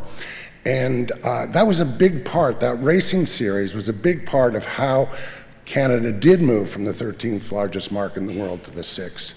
And there were elements in that I think are really key. The television coverage meant that people got to really see this particular vehicle, which was the least expensive one in the line of Porsches at that time, and not considered sort of a genuine Porsche. Well, that all changed in Canada, and nowhere did it gain greater acceptance than in Canada because of that series. The factory actually imitated what we did, and it's kind of a neat thing that we can claim that Canada had the first international single-mark Porsche racing series. So anyway, those are some of the memories I have. Somebody asked me recently, what did I think about this? Was this a big honor? Was this a big thing in my life? And certainly it is, and it is humbling. But you know what? As you get older, you realize what the most important things are, and the two very, very most important things in my life are on the stage here with me. And to get to share this with my two daughters makes this something I'll never forget. Thank you very much.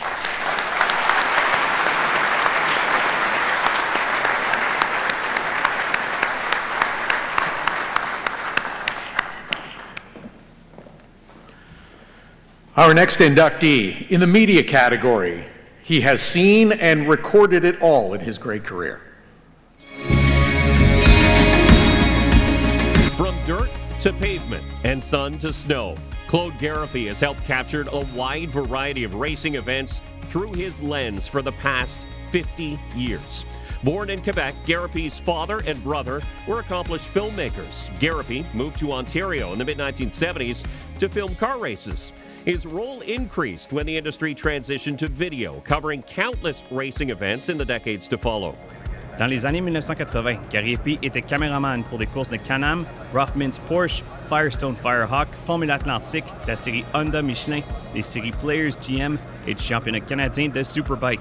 Il a continué à couvrir certaines de ces séries jusque dans les années 1990, où il a également couvert une course de chiens de traîneau, des courses d'hydroplane, des courses de motoneige, la série Formule 1600, la série Magna Enduro et les 24 heures du Mans.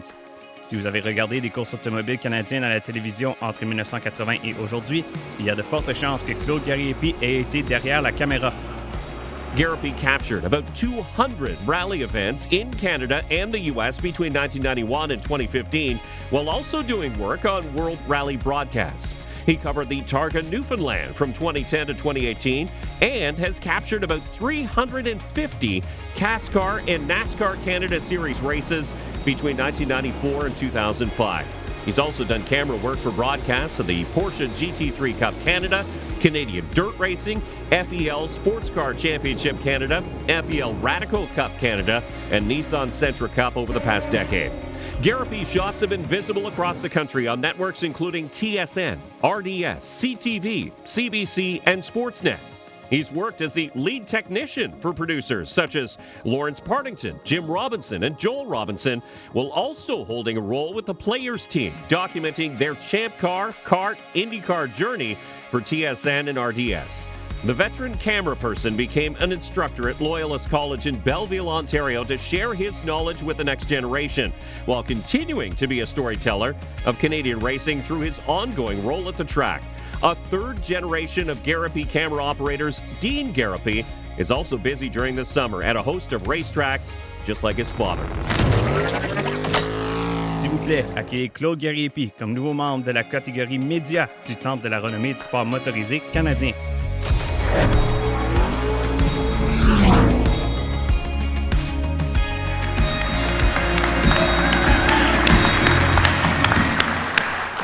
With Claude is his son, Dean Garapy.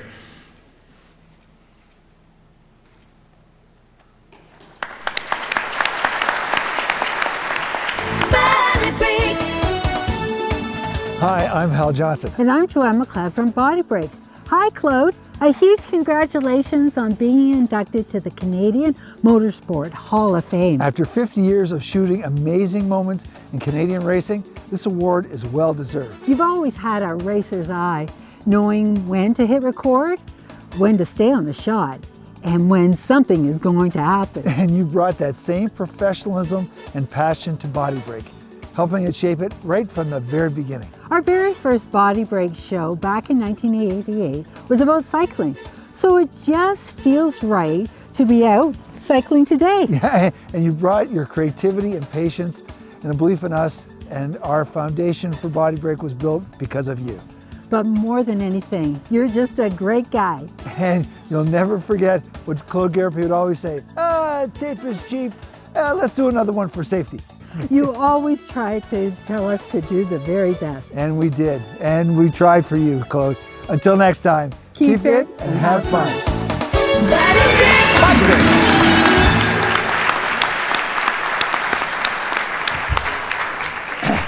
I want to start with apologizing to the whole racing the people. I didn't just shoot racing. I had to deal with these folks too.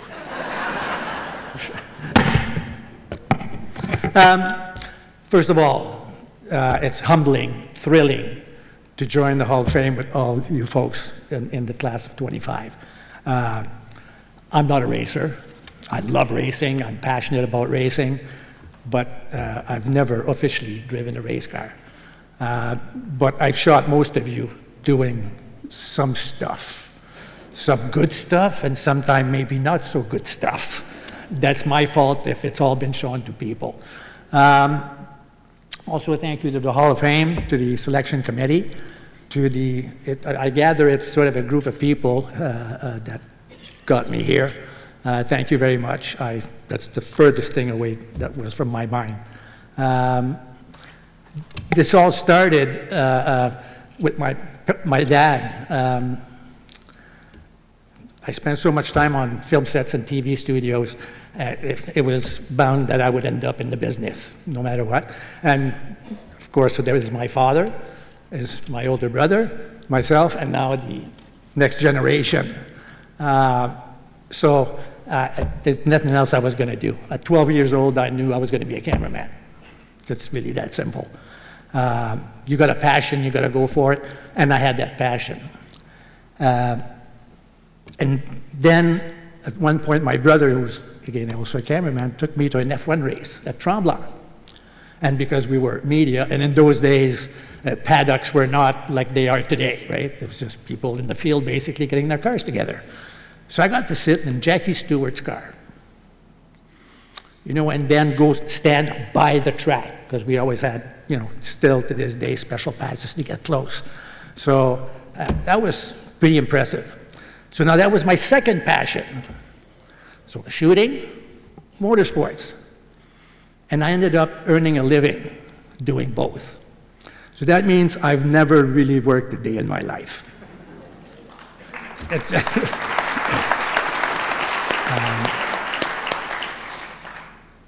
and the start too was, my brother, who was working in Toronto when I was just graduating from high school, called and said, listen, you want to come and work with me in Toronto? Sure. Went to see my dad. I said, you okay with this? My dad didn't have that much education. Said, yeah, you've got a year. If you don't make it after a year, right back to school. And Dad, I think I did okay. You know, and better yet, I ended up teaching and being a professor in a college. So to me, that's what, thanks Dad twice. Okay? So moved to Toronto, and the first race I shot for the French CBC was at Pinecrest Speedway in 1970, I'm pretty sure it was 73 or maybe 74. So that was another bug, and did that. And then through the CBC, got to go cover stuff. We had to make sure we specifically did stuff for francophones from Ontario. So we had to find somebody so I could go to the Grand Prix de Trois-Rivières, which we spent a lot of time there over the years. I'd love to tell all the stories. We'll be here for 3 days. Because again, some people on the rally world think that's all I did. Oh, Claude's a great rally cameraman. Well, yeah, on some weekends it's you guys. But then the NASCAR people say, oh, you're a great NASCAR cameraman. Well, yeah, on those weekends, that's what I do. Actually, at one point there was a discussion as to what type of motorsports I have not covered. I found 2. Planes and lawnmowers. By the way, Jude, who's my wife, I think I'm going to rebuild the John Deere and I'm going racing next year. Again, over the years, all the stories going to Le Mans, Araucana, that's with the snowmobile racing. The old, I've seen it all. And why I did all that was the people I've met along the way. Maybe 3-4 years after I got to Ontario, I got introduced to Lawrence Partington. And I think it was a good way to start, and Lawrence and Carol, by the way. And also Lawrence is in the Hall of Fame as a producer. And I'm pretty sure I spent almost as much time with him as I did with my wife, because all the rallies and all the other racing we did, I was typically shooting 30 to 40 weekends a year. So that takes a lot of time away from home. But it's been great. I wouldn't want to work for anybody else but Lawrence. And then, lo and behold, a few years later, I got introduced to Jim Robinson, also a member of the Hall of Fame. So basically, the vault, I'd say 75% of those shows I had something to do with them, because those 2 guys are pretty much the 2 highest producers of motorsports in the country. So I couldn't go wrong. I did that. Oh yeah, and I did the, oh God, yeah, what was the,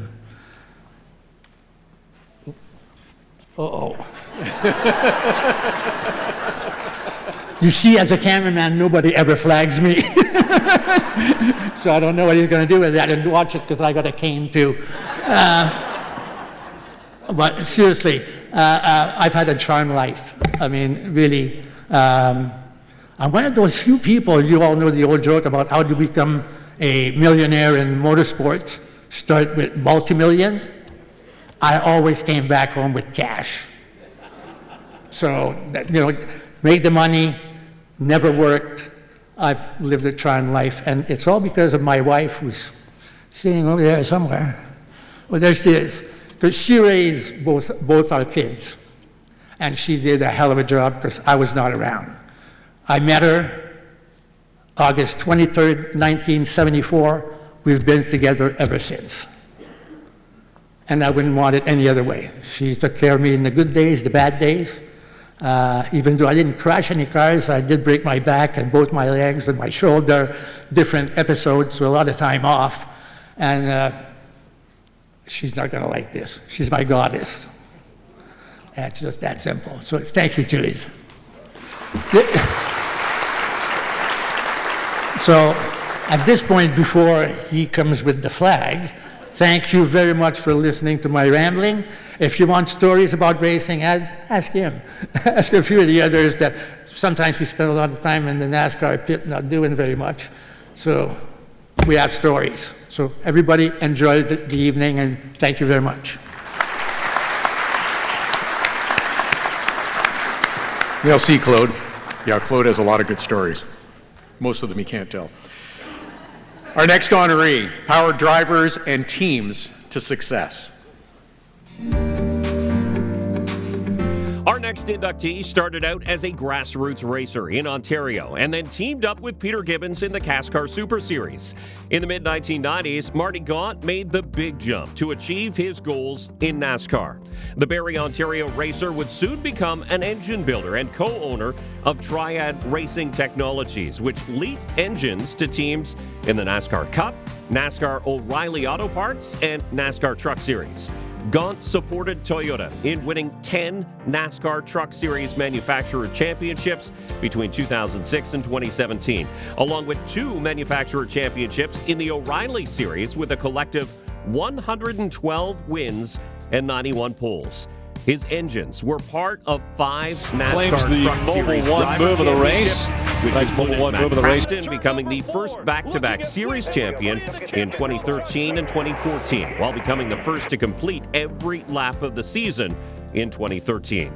Gaunt later became a NASCAR Cup Series team owner, fielding the number 96 Toyota under the Gaunt Brothers Racing banner from 2017 to 2021. His first race as owner was the 2017 Daytona 500, where he and driver DJ Kennington became the first Canadian duo in 29 years to qualify for the Great American Race. The Canadian, Kennington, he made it, will make the Daytona 500. Kennington recorded the team's best finish, a 13th place at the 2018 Daytona Summer Race. Gaunt Brothers Racing fielded a car part-time for multiple drivers in the Cup Series, including Parker Kligerman. Oh yeah, Gaunt Brothers, everyone did a great job. Harrison Burton and Ty Dillon. His lone full-time season was in 2020 with Daniel Suarez. Marty would return to race in Canada in the NASCAR Canada Series, fielding a car for Jason Bowles. Along the way, Gaunt has been known for his enthusiasm for fellow Canadian fans and racers, often welcoming visitors into his shop. Please welcome Marty Gaunt to the class of 2025.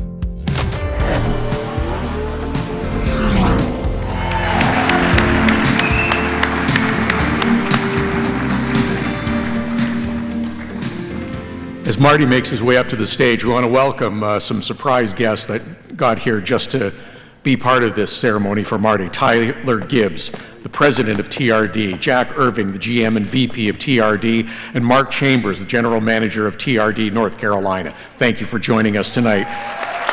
Presenting Marty with his medallion, Shannon, his daughter, and son Parker.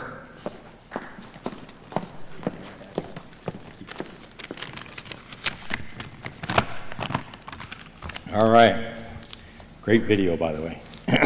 First off, I want to sincerely thank the Canadian Motorsports Hall of Fame, Peter, the entire selection committee. This is truly an honor, and congratulations to all the other nominees this evening. Being included amongst you is incredibly humbling. Racing to me has always been a journey of passion and relationships. From competing at Sunset Speedway back in 1978 to where I am today, none of this would have been possible without the people along the way. Those willing to offer a word of advice, a helping hand, or even just a friendly reminder of who you needed to beat on any given weekend, or maybe who you should stay away from. My brother John took me to my very first race when I was 13 years old. From that moment, I knew exactly what my passion in life was going to be, spending the next 50 plus years at the racetrack and loving every minute of it.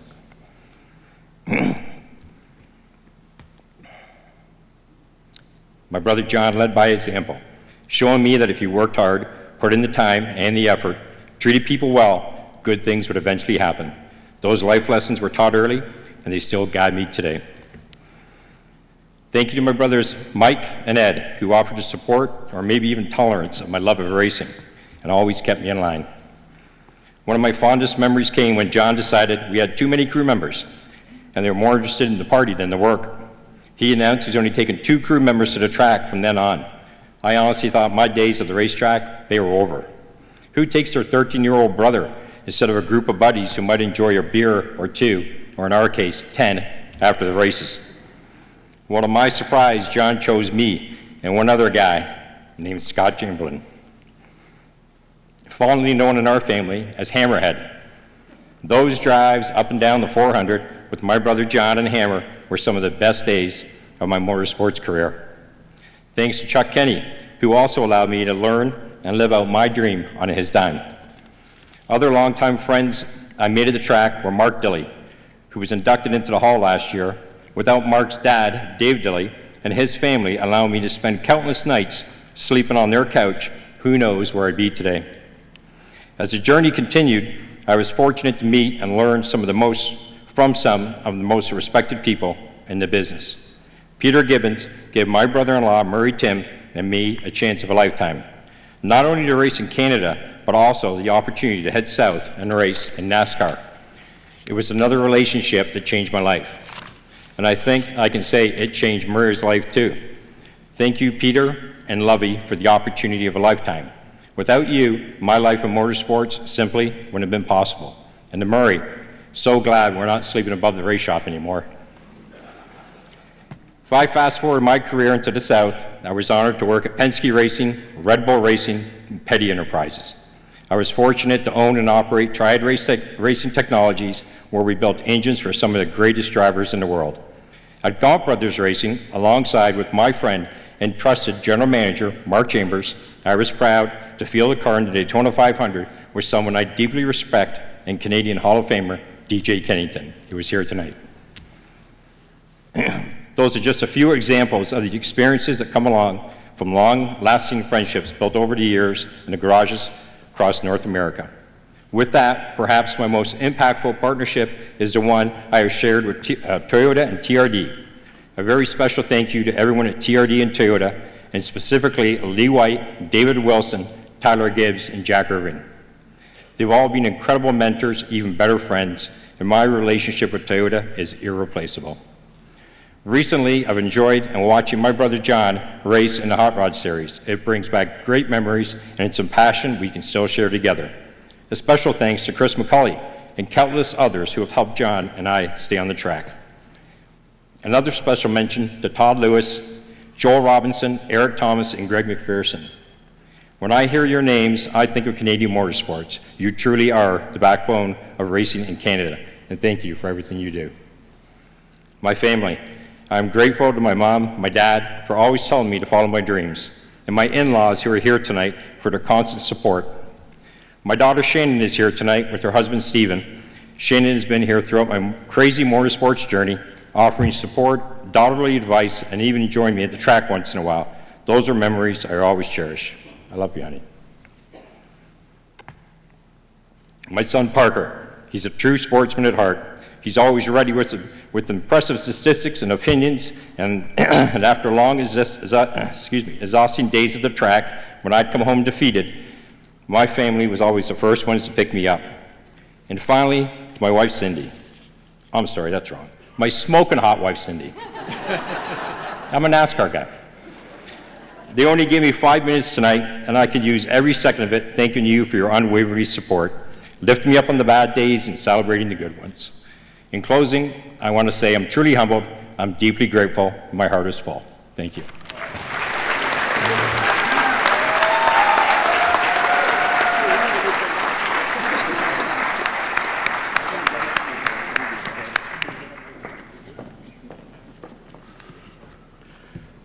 This next honoree has lots of victories and lots of titles racing in the dirt. Pilote pour l'une des équipes les plus titrées du Québec, David Hébert a accumulé plus de 2 douzaines de championnats et d'innombrables victoires en course sur terre battue. Originaire de Saint-Damas, Québec, Hébert a débuté en compétition Dirt Sportsman en 1994 avant de passer à la catégorie Dirt Modifieds 2 ans plus tard. Hébert has raced locally at multiple Quebec tracks, recording 21 358 modified track championships across 3 facilities. With 9 Autodrome Granby titles, 7 Autodrome Drummond titles, and 5 RPM Speedway championships. He's tallied more than 200 feature wins, most recently capping off his one racing career with 7 feature wins overall and finishing runner-up in the standings at Autodrome Granby in 2025. Hébert has regional success in dirt racing across Ontario, Quebec, and the northeastern U.S. He won 3 championships in the Canadian Confrontation Series for 358 modifieds between 2006 and 2009. He's a 4-time Mr. Dirt Car 358 modified champion, and he won the 2023 Canadian Big Block Series title. Hébert became the first Quebec driver to win a feature in the Short Track Super Series in 2024.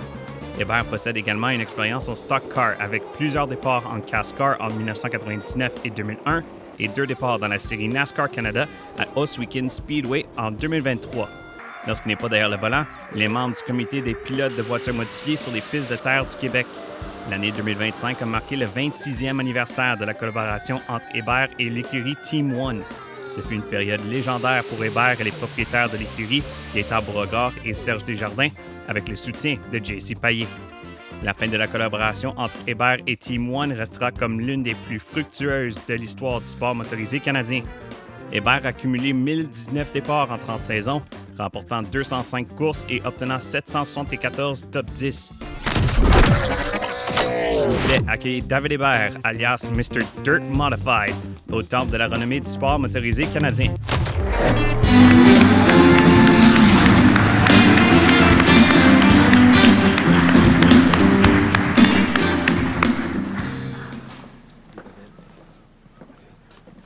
Joining David Hébert on stage is his daughter Daphne for the presentation.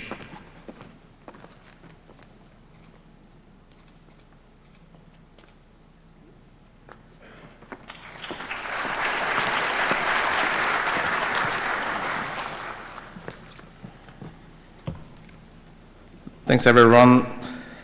I would like to thank the group of Hall of Fame for the good work. Mon speech va être en français ce soir. Je suis bien content de recevoir cette nomination du Hall of Fame. C'est un super honneur pour nous d'avoir cette récipiendaire-là. Puis, je suis bien heureux. D'abord, je veux remercier mon chef d'équipe qui était Serge Desjardins, qui n'est plus avec nous aujourd'hui, mais va toujours rester avec nous partout, qui nous a m'a donné plusieurs victoires, les championnats, toutes ces choses. Grâce à lui, on l'a travaillé ensemble. Et puis, merci à toute la famille, ma conjointe qui met sa vie sur pause souvent pour nous aider à aller aux courses, avec Daphné aussi. Tous les mécaniciens, les personnes qui ont été de proche et de loin, qui nous ont aidés à gagner toutes ces courses et ces championnats-là. Je voulais tous les remercier beaucoup, les personnes importantes qui ont été là un petit peu pour moi dans les 10 dernières années. Jean-Claude Payet de Payet Automobile qui nous a été commanditaire majeur dans les 10 dernières années. Freightliner de Drummondville, Maurice Lamberner. J'ai ensuite pour le futur qui s'en vient, on a Jasmin Léveillé, le groupe Léveillé qui va être avec nous, avec moi, pour continuer ma carrière. Puis, je remercie toute la classe de 2025 de Hall of Fame pour les récipients de Hall of Fame. Thanks.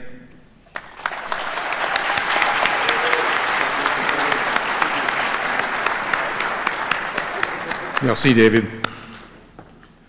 A new honoree in the media category. He has been bringing the action to the fans for decades. Known for his eloquence and professionalism, Pierre Houde has become one of Canada's most respected broadcasters, with over 3 decades of being the French-language voice for Formula One on Canadian TV. Houde found his passion for motorsports in 1982 when he was the program director for radio stations CKVL and CKOI. He became captivated during a Canadian GP promotional press conference featuring Gilles Villeneuve. 2 years later, he started working for the F1 event, helping build its public address announcer program. Pierre Houde était le commentateur du Grand Prix du Canada aux côtés de Jacques Duval, avant d'être nommé directeur général adjoint de l'événement avec Suzanne Payne en 1985. Il devient directeur général de la course l'année suivante. En 1988, il commande des courses de Formule 1 et d'IndyCar pour Radio-Canada, avant d'être journaliste dans les puits lors du Grand Prix du Canada de 1989. La même année, il rejoint l'équipe de diffusion des courses d'IndyCar et de Formule Atlantique sur RDS. Et bienvenue à la présentation de ce Grand Prix d'Europe. Alors attention, les torches s'éteignent et on roule! Houde devint le commentateur principal des courses de Formule 1 pour RDS lorsque le réseau acquit les droits de diffusion de la série en 1993, entamant ainsi une longue collaboration avec l'analyste Bertrand Houle. Il a été derrière le micro pour de nombreuses saisons mémorables de Formule 1, dont celle du championnat de Jacques Villeneuve en 1997. Houde and Houle have become one of the most recognizable broadcast announced teams on French-language TV in Canada. C'est un on roule au circuit Michel Villeneuve et c'est un bon départ pour George Russell et un bon départ également. Calling nearly 1,500 motorsport events over the span of roughly 35 years across Formula One, IndyCar, Formula E, and Formula Atlantic. With this prominent role, the two have become ambassadors for French-language motor racing coverage. S'il vous plaît, accueillez Pierre Houde comme nouveau membre du Temple de la renommée du sport motorisé canadien.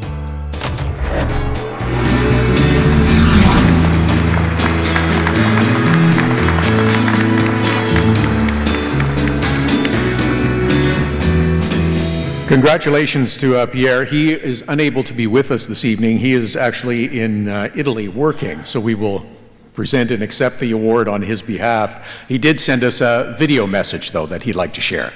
Bonsoir tout le monde. Good evening, everyone. Je tiens d'abord à excuser mon absence ce soir, mais il y a une bonne raison. I wish I could be here tonight with all of you, but I am in Milano for the Winter Olympics, calling the action from the hockey tournament and mainly our Canadian team. C'est un honneur extrêmement touchant que celui de ce soir. Le sport automobile est une grande passion qui remonte à il y a près de 50 ans et qui dure encore aujourd'hui. From my first interview with Gilles Villeneuve in 1977, all the way to the call of the Abu Dhabi Grand Prix last December on RDS, it's been an amazing run of close to 50 years. Ce que je retiens de toutes ces années, entre autres choses, c'est le bonheur d'avoir décrit les exploits de merveilleux pilotes de chez nous. It's been an absolute thrill and honor to call the amazing achievements of our Canadian drivers in F1, IndyCar, Indy Lights, Formula Atlantic, Players GM, and so on. Many of them I met while they were still teenagers and saw them grow into champions or prime international drivers. Je suis aussi très reconnaissant d'avoir eu le privilège de diriger le Grand Prix du Canada en 1985 et 1986. Many of you visited my office on the circuit Gilles Villeneuve in the mid-80s when I was running the Canadian Grand Prix. I still cherish every moment of this exciting part of my life. Je tiens à saluer tous ceux qui sont intronisés ce soir. Vous méritez tous cet honneur. Bravo.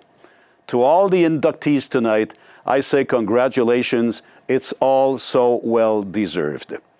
Je remercie RDS pour sa confiance envers nous. And I want to thank all those fantastic production people I had the privilege to work with along the way. Je tenais à garder mes dernières salutations pour mon inséparable collègue Bertrand Houle. Que nous soyons admis tous les deux au Temple de la Renommée ensemble me comble de bonheur. Chaque dimanche, depuis près de 35 ans, nous partageons notre passion pour la F1 et renouvelons notre engagement de bien servir nos téléspectateurs. Bert has been an amazing partner throughout this ride. His knowledge, his amazing level of preparation, his love for motorsport are a blessing for our viewers. Bravo, mon collègue et ami, well-deserved Bert. Je vous souhaite une belle fin de soirée et merci à Peter Lockhart et au comité de sélection. Have a great night, and once again, thanks to Peter Lockhart and the selection committee.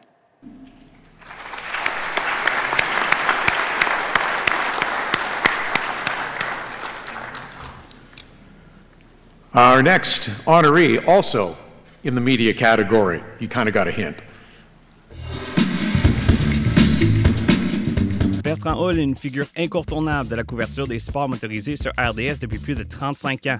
Son expertise et sa passion ont contribué à définir la voie francophone des courses automobiles au Canada, notamment lors des divisions d'événements de monoplace de haut niveau. Originaire de Trois-Rivières, Québec, il a commencé sa carrière de journaliste dans les hebdomadaires de journaux régionaux avant de devenir rédacteur en chef du magazine Moteur Québec. Hull then shifted to a public relations role, working for the F1 Canadian Grand Prix and various racing series. He also spent several years working trackside as a marshal at events in Canada and the United States. Establishing himself as a leading figure for auto racing in Quebec, Hull joined RDS in 1989. When the network acquired the broadcast rights for Formula One in 1993, Hull stepped in as an analyst alongside play-by-play voice Pierre Oud. The duo's first race was on March 14, 1993, where Alain Prost won the opening event in what would become a championship season.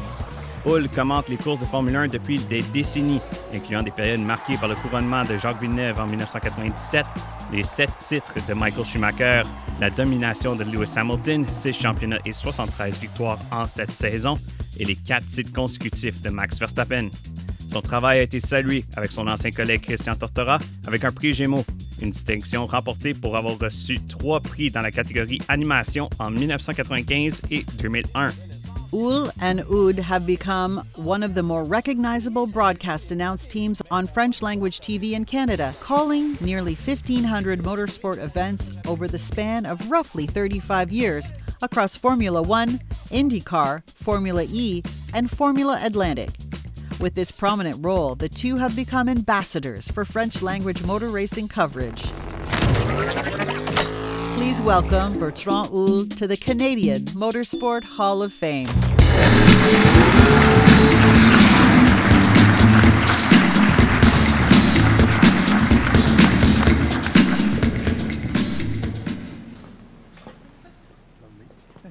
Presenter for Bertrand Hull is Manon Sans-Souci.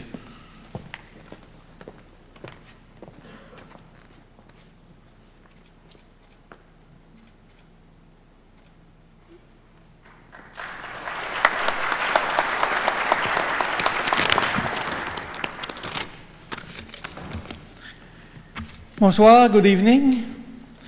Natif de Trois-Rivières, comment ne pas s'intéresser à la course automobile lorsqu'on habite à moins de 2 km du premier circuit urbain en Amérique du Nord?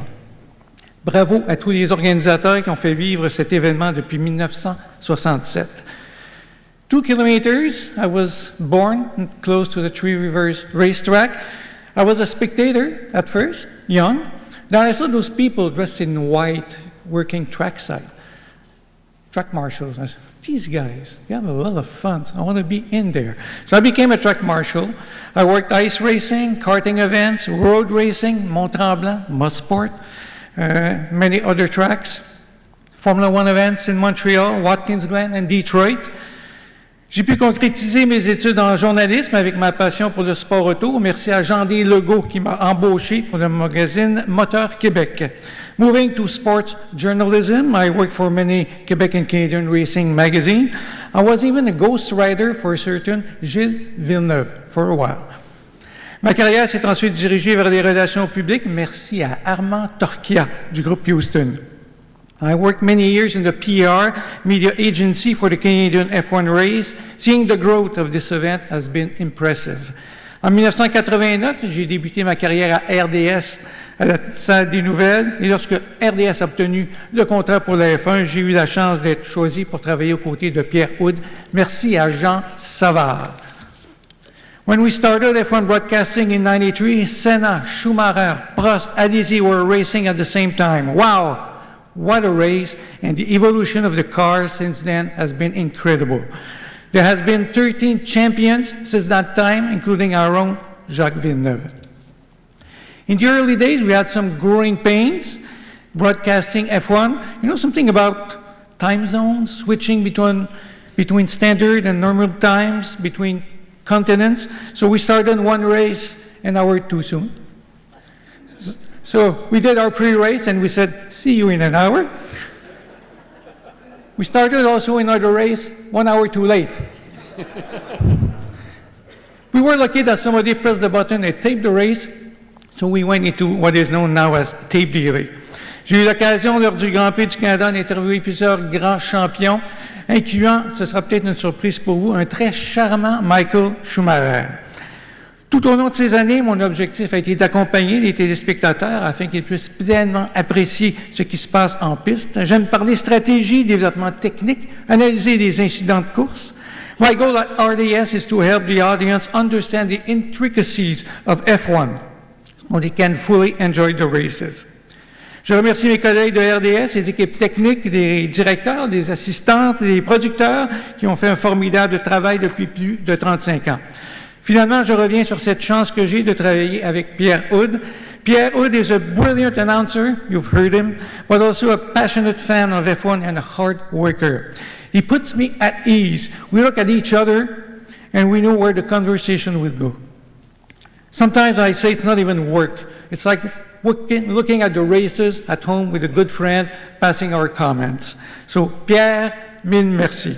Merci à ma conjointe Manon pour son appui et ses encouragements. Thank you, Manon, for putting up with the crazy working hours of a Formula One season. To Peter Lockhart and the selection committee, thank you for this honor. Bonne soirée.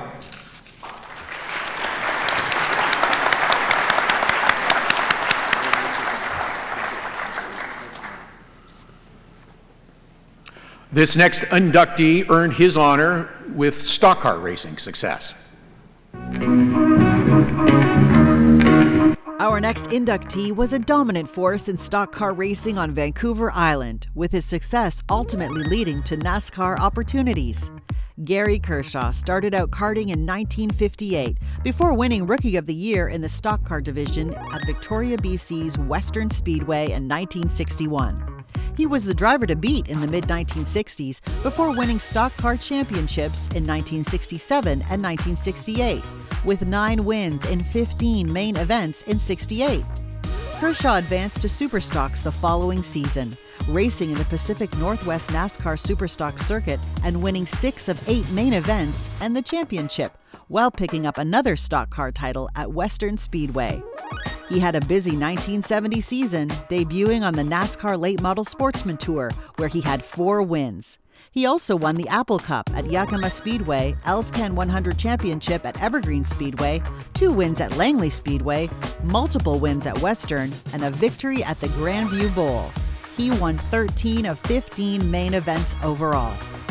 In 1971, Kershaw won 2 NASCAR Late Model Sportsman races, including the Permatex 200 at Riverside International Raceway in California. He won the Northwest International Drivers' Challenge Championship and raced at 5 different tracks, claiming a Superstock title at Western. He was voted that year's Victoria Male Athlete of the Year.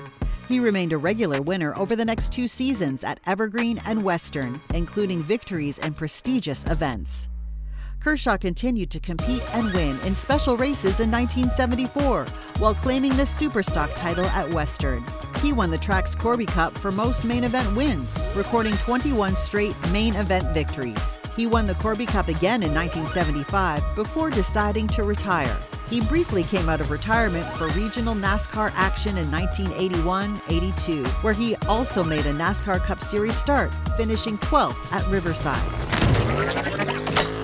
Please welcome British Columbia's Gary Kershaw to the Canadian Motorsport Hall of Fame.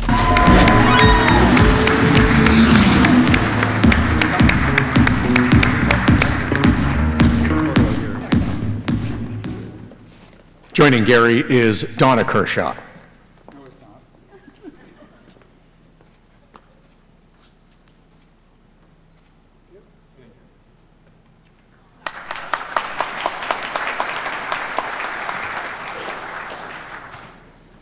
I was told if your speech is too long, you'll get the black flag. Well, mine's going to be very short because I've got lots of black flags and I don't need any more. I would like to thank the Canadian Motorsports Hall of Fame Committee and all the organizers for this wonderful evening. Congratulations to all my fellow inductees.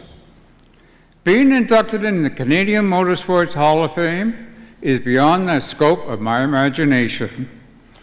My first reaction when Peter called was I wish all my crew, sponsors, and family who has supported me in my racing career could be on stage with me tonight. My racing career started with go-karts, stock cars, modifieds, and then advanced to NASCAR Sportsman, and finally to NASCAR Winston Cup. To my wife, Donna, a big thank you for all the research she did in helping to submit my nomination. Thank you for this incredible honor, and thank you, Peter.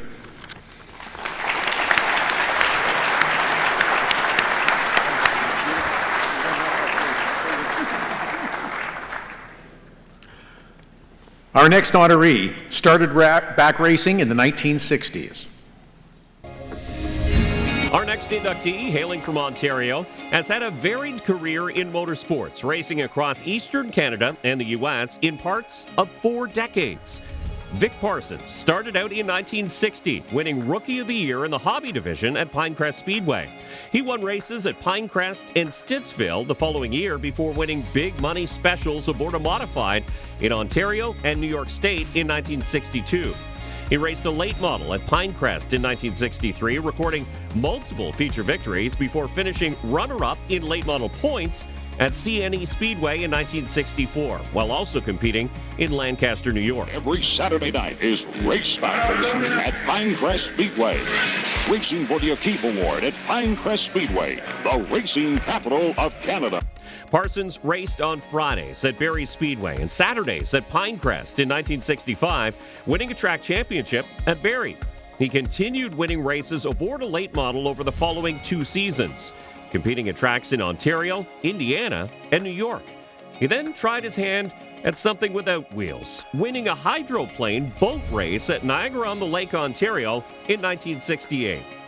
Parsons competed throughout the Northeast from 1969 to 1972, winning big money features and getting an opportunity at stock car racing's highest level, finishing 9th in his NASCAR Cup Series debut at North Wilkesboro in 1972. He ran 18 of 28 races in the Cup Series the following year, recording 6 top 10 finishes and ending up 30th in points. This included a 10th place finish in the 1973 Daytona 500, which remains the best result by a Canadian in the prestigious event. Parsons returned to Ontario, racing in the Export A Series at Cayuga, Delaware, and Windsor from 1974 to 1976, before stepping away from the driver's seat. He later made a comeback in motorsports, competing at Sunset Speedway in 1998 before winning a track championship at Peterborough Speedway in 2002 at the age of 63. Please welcome Quick Vic Parsons to the class of 2025.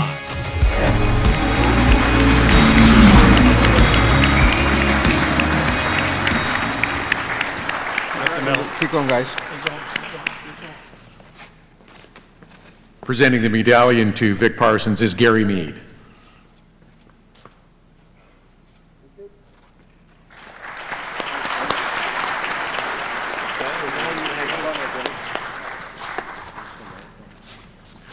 Well, this takes the cake.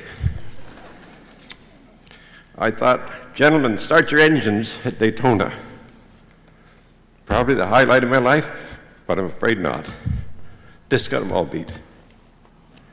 Got a phone call from Peter. I do garage doors and openers. I said, who's this? He said, Peter Lockhart. I'm going to congratulate you. I figured that some guy wanted a garage door fixed.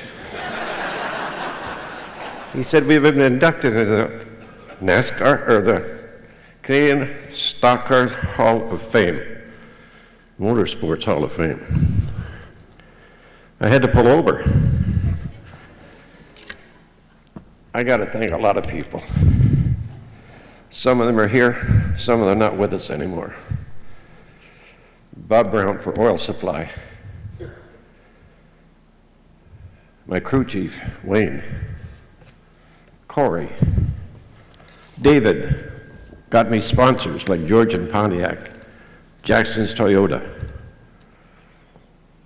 My wife, who right now I got 2 bad knees. She's here from Florida. She should be in the warm states where it's 80 instead of shivering here with 3 coats on when it's 70 inside. She's here to help me through knee operations, and I thank you, sweetheart. Last but not least, my son Steve, who's given me more support than he can ever realize. I love you, Steve. He does the same today when I can't do it. I got a bit of a story to tell. It's one that some have heard, most have not. How did the kid from Willowdale ever get to NASCAR? As you see from the things, I'd been running lots. I got a phone call from my buddy in North Carolina. He said, hey, early March, fly down to Atlanta. We need a good helper. Take a couple weeks holidays. Sounds like a plan to me.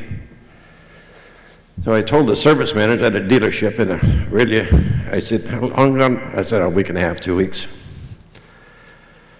I flew to Atlanta on Thursday, Friday, Saturday, Sunday. What an education.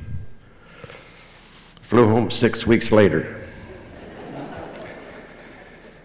He said, how long are you back for? I said, I don't know, a couple of weeks or so at least. Anyway, I said, I really don't know.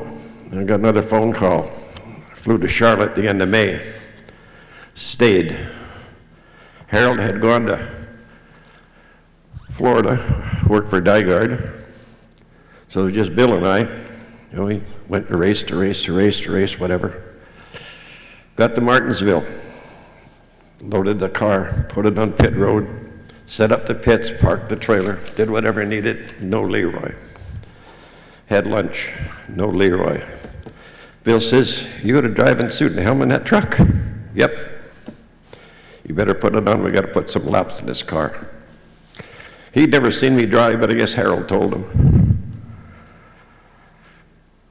So I went out, warmed the tires, did a couple of hot laps. We only did 2 in those days. Come back in, stopped at Goodyear, said, did the tire temps change a little bit? I know I'm going to get a black flag for this. I can see from that timer. And we changed the tires. Bill said, it's the wrong tires. Put the right tires on. Okay. I go out, do a good hot lap, and holy, these things are fantastic. So I stayed for 3 laps just because I wanted to try a hot one. On the way home, Bill said, we're going to Wilkesboro next weekend. He said, we're going to take the car down. You can qualify it, drive it, run a 400 laps, finish 9th. Went home Christmas, New Year's. Back to work January. Had to fix the car. The back end was tore off it. Thanks to Dick Brooks and Buddy Baker. Anyway, I did that. And he said, look, I've gone to work for Banjo. We're building a car for Foyt. He said, I'm going to be crew chief and a shop foreman. He said, how about if you fix the car, take it to Daytona, paint it, letter it, I'll be around if you need me. So I had to put a whole back-end body on it, did that, painted the car, lettered the car, took it to Daytona, ran 10th, and the rest is history. Thank you.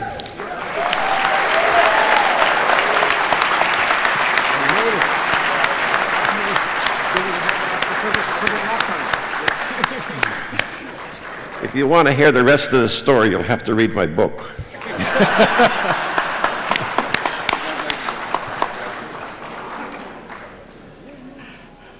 Thank you, Vic. Our next inductee is responsible for building the business of motorsports in the West. Our next inductee played a significant role in growing the Edmonton, Alberta racing scene, operating a multi-track facility for more than 2 decades. Robert Reeves started out as a driver at Capital City Raceway, winning Sprint Car Rookie of the Year in 1995 before purchasing the facility in September 1997. The property, which featured a drag strip and clay oval, was renamed Labatt Raceway, becoming the first regional motorsport venue in North America to use a title sponsor as its name. Going through a few rebrands before its current Rad Torque Raceway name, Reeves was at the helm through the venue's expansion efforts.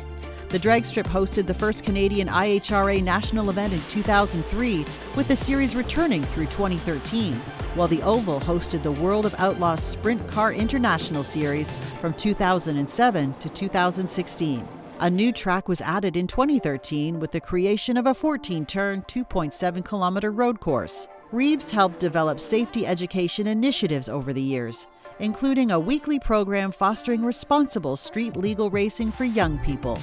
A junior dragster program was created to help foster respect for automobiles and safe driving skills for kids aged 7 to 17, and a drifting program was created for young and enthusiastic drivers. Additionally, Reeves helped launch the Top Eliminator Club, open lapping and motorcycle track attack programs. He also led charitable efforts, with $125,000 in product in kind and cash donations distributed to groups in the community. His work at Rad Torque Raceway earned him several awards over the years from various organizations. Reeves sold the facility in 2023, but remains active in motorsports as a road racer and as a top dragster team owner for his son Chevy. Please welcome Robert Reeves to the Canadian Motorsport Hall of Fame.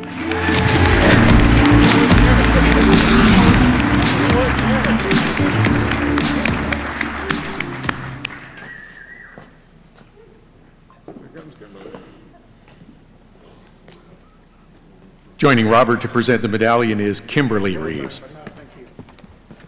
Show off that tan. Mexico tan.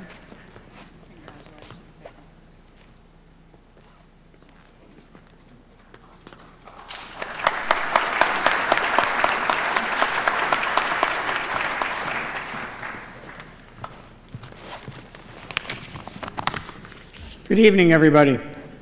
First of all, I'd like to thank the Canadian Motorsports Hall of Fame for the incredible job of hosting tonight and putting on this event that remind us why this sport and this community really matter. My family is the real horsepower behind everything I've ever done. My wife, Kimberly, my rock, she was there for 26 years at the facility working close with myself. My sons, Colin and Chevy, were there as well. Without them, nothing would have happened. Every win, every late night, every we'll figure it out moment, they were front and center and strapped in for the whole ride. This all started back in 1998 when a group of 10 motorsports obsessed business guys got together to buy the assets of Capital Raceway out of bankruptcy. We didn't know if we were saving the track or signing up for a lifetime of stress. As it turned out, it was both. That group quickly became two because apparently no one enjoys living at the racetrack. From day one, we believed the track needed a corporate identity. Labatt Raceway was born as the first corporate name on a motorsports facility in North America. A year later, Labatt bought the rights to Budweiser Canada, and then suddenly we were Budweiser's Motorsports Park. Budweiser was a sponsor, a great partner, but it was the only facility in the world that Budweiser put their name on. So we were pretty proud of that. 5 years later, Castrol Wakefield came on board for a 15-year run as Castrol Raceway. And finally, Rad Torque Systems stepped up and carries that torch today. We knew we had to grow fast. National and international events weren't optional, they were survival. In 2003, we brought in the IHRA Rocky Mountain National Event, and that continued for many years. 2000 to 2016, the World of Outlaws took over our clay oval. 2012-2013 CMRC Motocross Nationals. In 2014, when we opened up the new 2.3 kilometer road course, CSBK was there to join the party. Monster Jam, drifting, corporate track events, Magic of Lights. If it had wheels, engines, or fireworks, we probably hosted it. In the final years of ownership, it came down to just the Rees family for 7 years. In 2023, after 26 years of ownership and working every weekend from April to October, we made the tough call to sell Rad Torque Raceway. After 2.5 decades, we figured we earned at least one summer where we didn't smell like race fuel. My own racing story started in 1995 with legend cars, quickly moved to sprint cars for 4 years, and finished off with late models. Cars have always been my life. Literally, I started at my dad's Esso gas station at 12 years old and didn't stop pumping gas till I was 18. Had a lot of fun, and it really helped me in business and launch my career. In 1987, I launched Global Power Systems, my diesel engine business, which I'm still running today. But motorsports adventure wasn't done with us. Last year, the family and we decided to jump back in, and this time on the other side of the fence. Instead of promoting races, we're now attending races. 2025 was our rookie season as Rees Performance in the professional class of Pro Mod and the Outlaw team. In 2026, we will see us running IHRA, NHRA national events and top Canadian show. Chevy, my youngest son, is behind the wheel of the 70 Chevelle we call the Yeti. Colin and his team at Dynamic Range are capturing every moment. Colin is also going to start his drifting program over again after having 4 great kids, my grandchildren. Kimberly is running the team management and proudly holding the title of the Merch Mom, the most dangerous job in motorsports. I'm honored to be inducted tonight, but I'm not done. The tracker operator chapter may be closed, but racing chapter is wide open. We're just getting started, and the Rees family is full throttle. So again, I'd like to thank everybody, especially my family, Kimberly, who helped me through every year of my career in the motorsports business. I'd like to thank everyone and all the inductees for coming out here tonight. Thank you.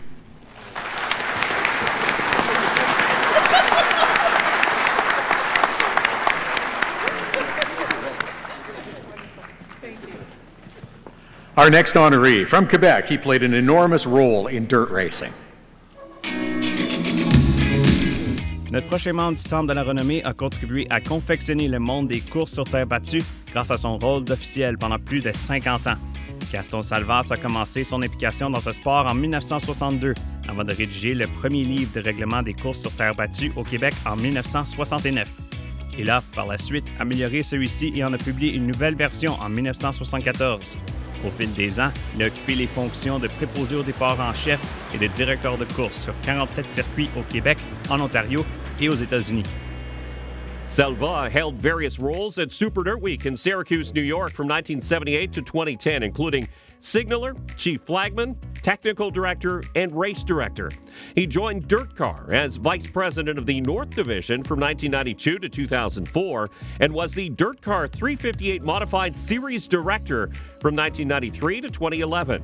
He remains active in an officiating role on occasion, serving as head starter for the Chevrolet Urban Challenge at the Grand Prix of Trois-Rivières, an event that sees dirt modifieds race on asphalt at the prestigious street course event. Away from the track, Salva served as a police officer with the Montreal Police Service from 1959 to 1986. Merging his 2 areas of expertise, he founded and served as president of the Formation Routière Professionnelle GS Incorporated from 1986 to 2021. The driving school specializes in emergency driving instruction for police officers, paramedics, and firefighters. He developed a counter-terrorism version of that training for the Ministry of Foreign Affairs, offering instruction to drivers from over 90 countries. Gaston Salvas a été intronisé au Temple de la renommée des sports motorisés Dirt à Wheatsport dans l'État de New York en 2017 pour sa contribution exceptionnelle aux sports motorisés. Il a également été intronisé au Mémorial de la Terre battue du Québec, le mur de la renommée des courses sur terre battue à l'Autodrome de Granby en 2023. Ajoutons un autre à cette liste. S'il vous plaît, accueillez Gaston Salvas comme nouveau membre du Temple de la renommée du sport motorisé canadien.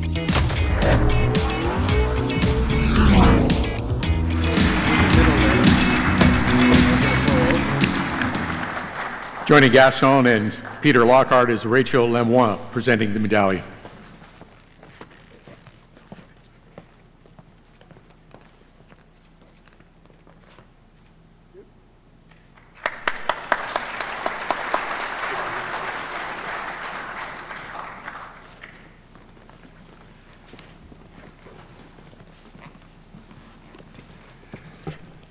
Merci beaucoup.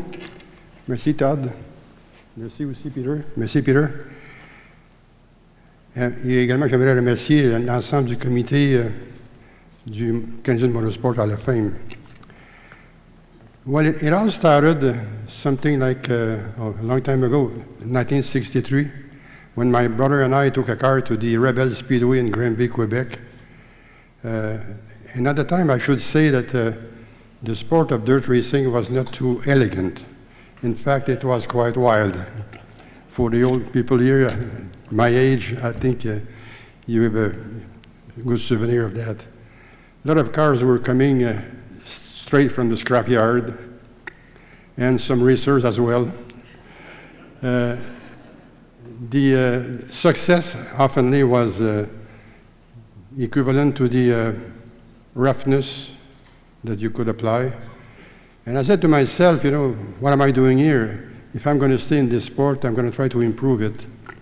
And early in 1970, 72, I guess, a promoter in Quebec who was the promoter of two Speedway has offered me to be his head starter at his Speedway, which I did accept.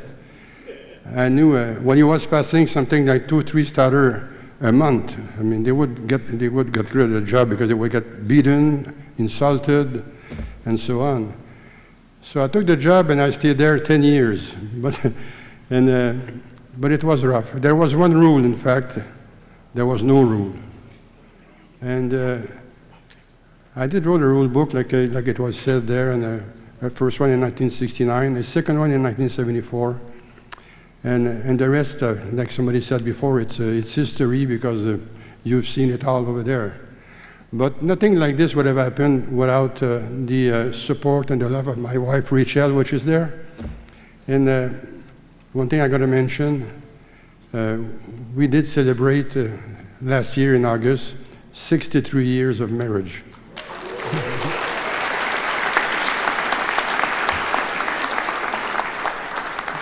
She was a school teacher for 35 years. And when she did retire, she was alongside of me for quite some time after that. And she even was inducted in 2004 for Women in Racing by Dirt Motorsport.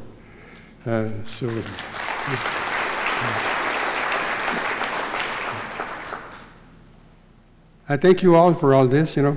And I'd like also to mention one thing. En conclusion, si je retourne en arrière dans le temps, il y avait besoin pour qu'un ménage soit fait, pour un coup de balai soit donné. Et le hasard a voulu que ce soit moi qui le fasse.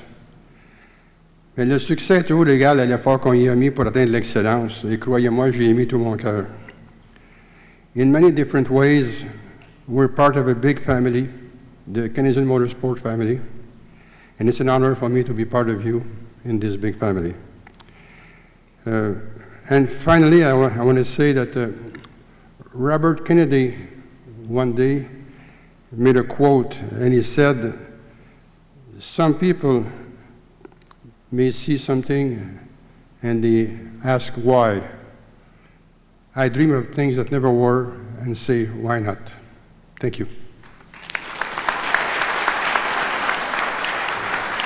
And this flag here is going to be given. It's one of my flags which I didn't use.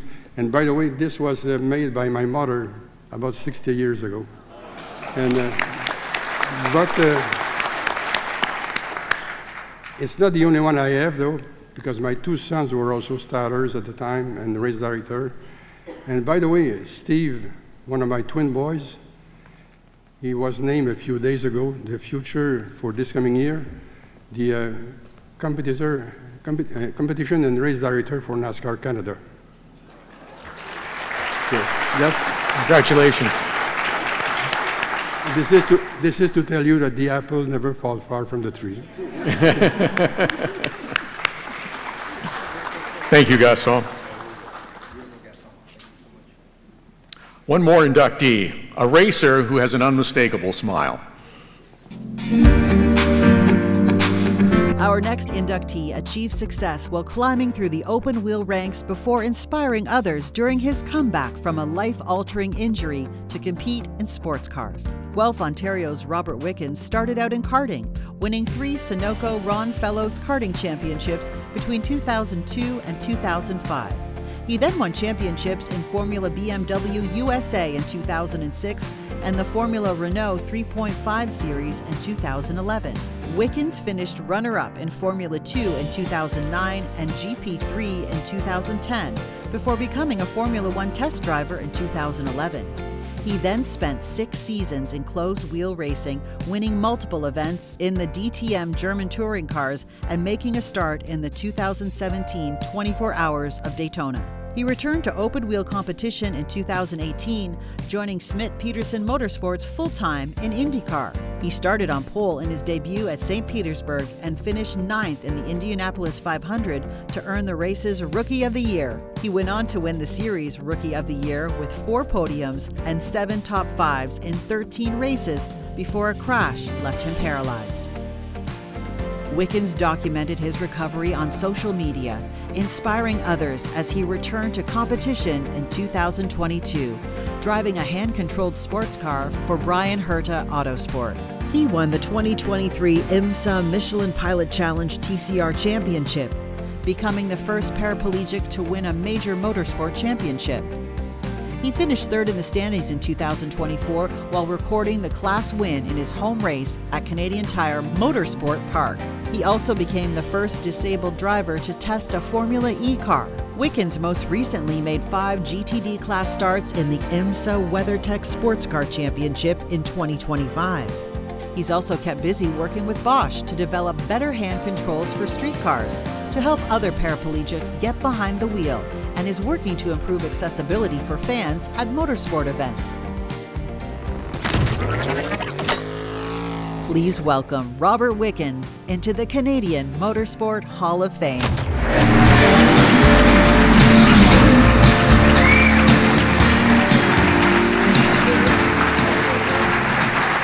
Joining Robert for the presentation is Trevor Wickens.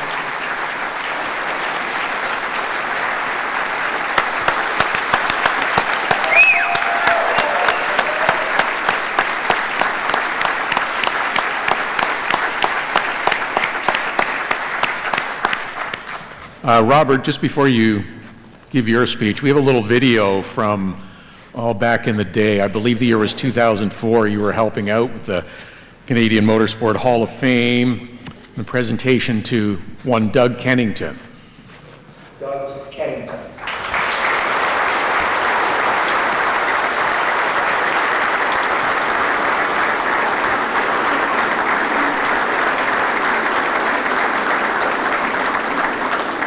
Haven't changed a bit.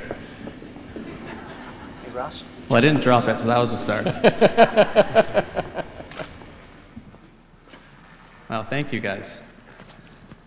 You know, once I found out I was being invited into this great family of the Canadian Motorsport Hall of Fame, there's a lot of time to reflect on your life and kind of what you've achieved, what you've accomplished, frankly, what you wish you could have accomplished. But one thing that always rang true for me was how amazing the whole Canadian motorsport community is.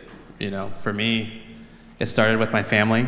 You know, my mom, my dad, my brother, we were just a clueless family showing up at Waterloo Regional Kart Club in 1997 with a go-kart and wanting to go racing. And long behold, I had some talent behind the wheel, thankfully, but more than that, it was a family sport for us. My brother Trevor, myself, the whole family, we just kind of went as our own little duo, whole family just tackling the world and going one race at a time, trying to beat these bigger teams and harder competitors. And that's what made me, I think, the competitor I am, was how strong the Canadian motorsport community was. You know, all of the competition I had at a young age made me want to be a better driver. You know, and then seeing greats ahead of me and giving back to the community like Ron Fellows and Linda Fellows, with providing an opportunity for a lot of Canadians to showcase their abilities.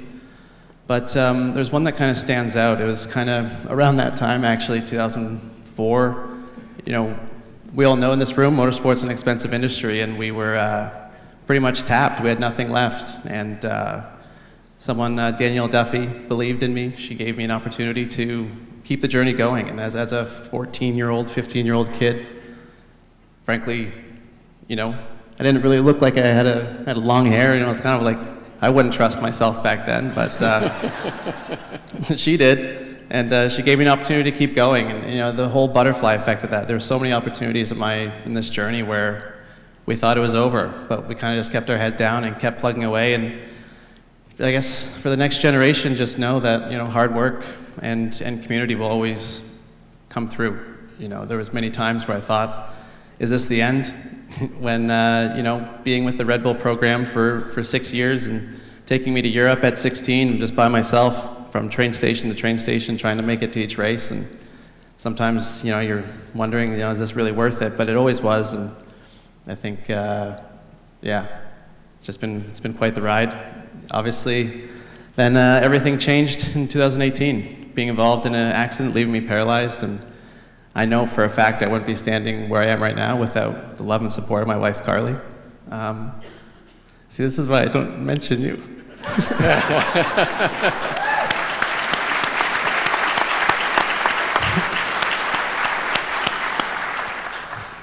I didn't cry at my wedding, but I'm crying now. So, you know, she's been my foundation. She allows me to be the strong person that I try to be. She lets me still pursue my passions. She's a great mother, an amazing partner. Yeah, you know, it's our first trip away from the kids. We have twins at home that are only 3 months old, so it's lots to be proud of. You know, and I'm just grateful for the opportunity, grateful for life, and hope everyone has a great night.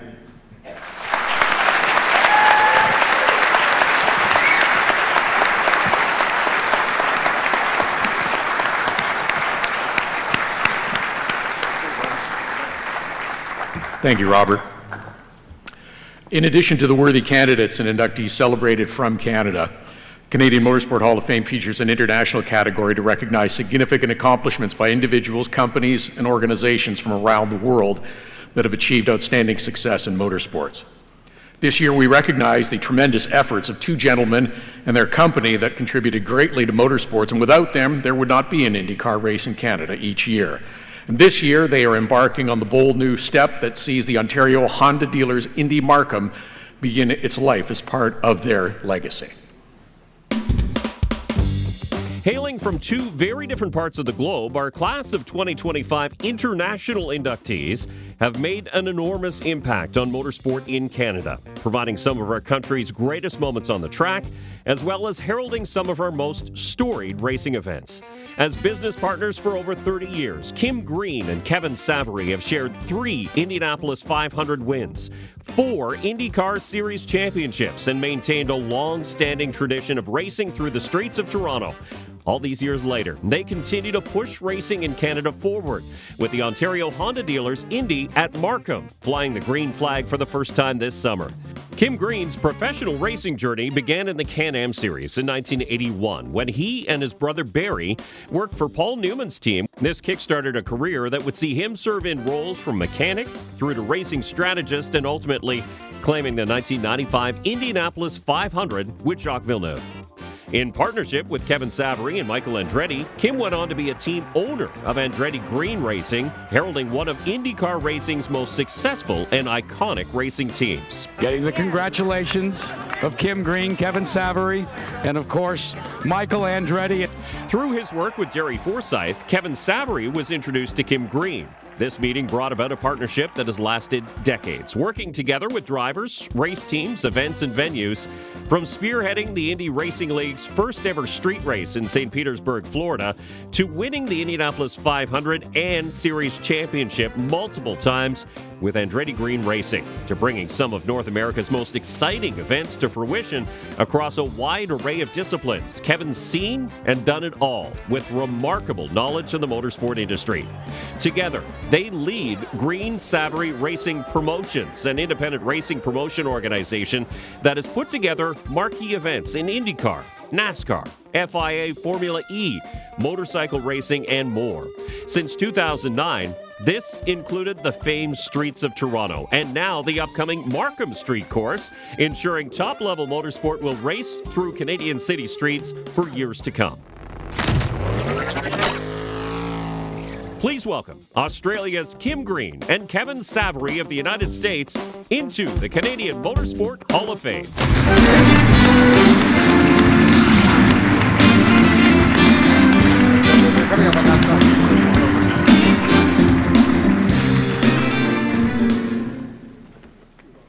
Vice Chair of the Hall, Derek Lynch, is here to present Kim and Kevin with their medallions.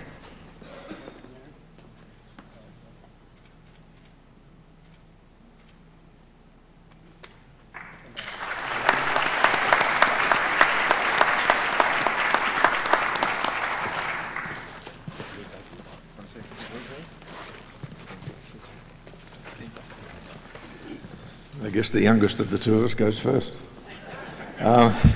Wow. As a recipient said earlier, this takes the cake. This is unbelievable. So honoured to be inducted into the Canadian Motorsports Hall of Fame. Not sure deserving, but it's been a fabulous career in motor racing.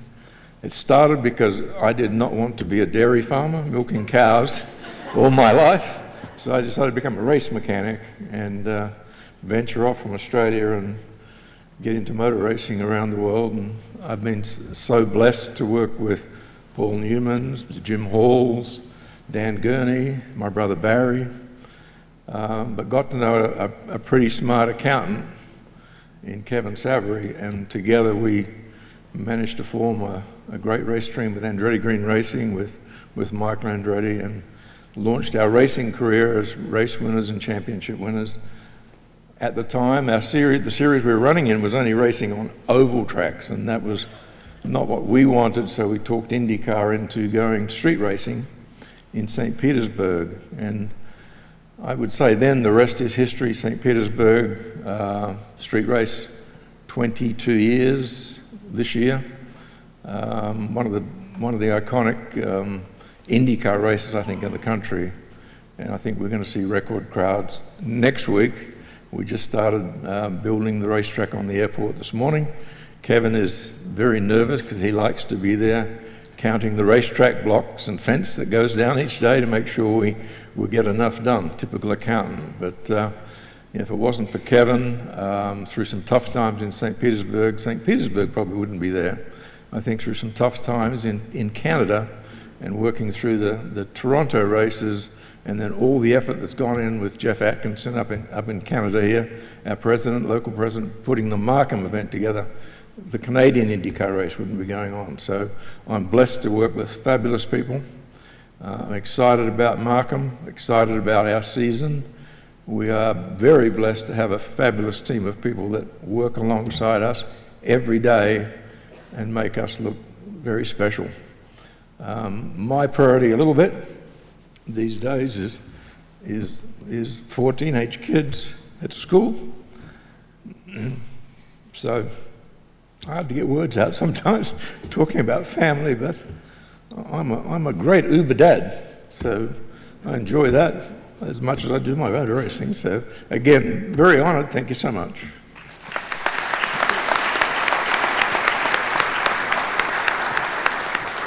Thanks, everyone. To the Canadian Motorsport Hall of Fame, Peter Lockhart, the selection committee.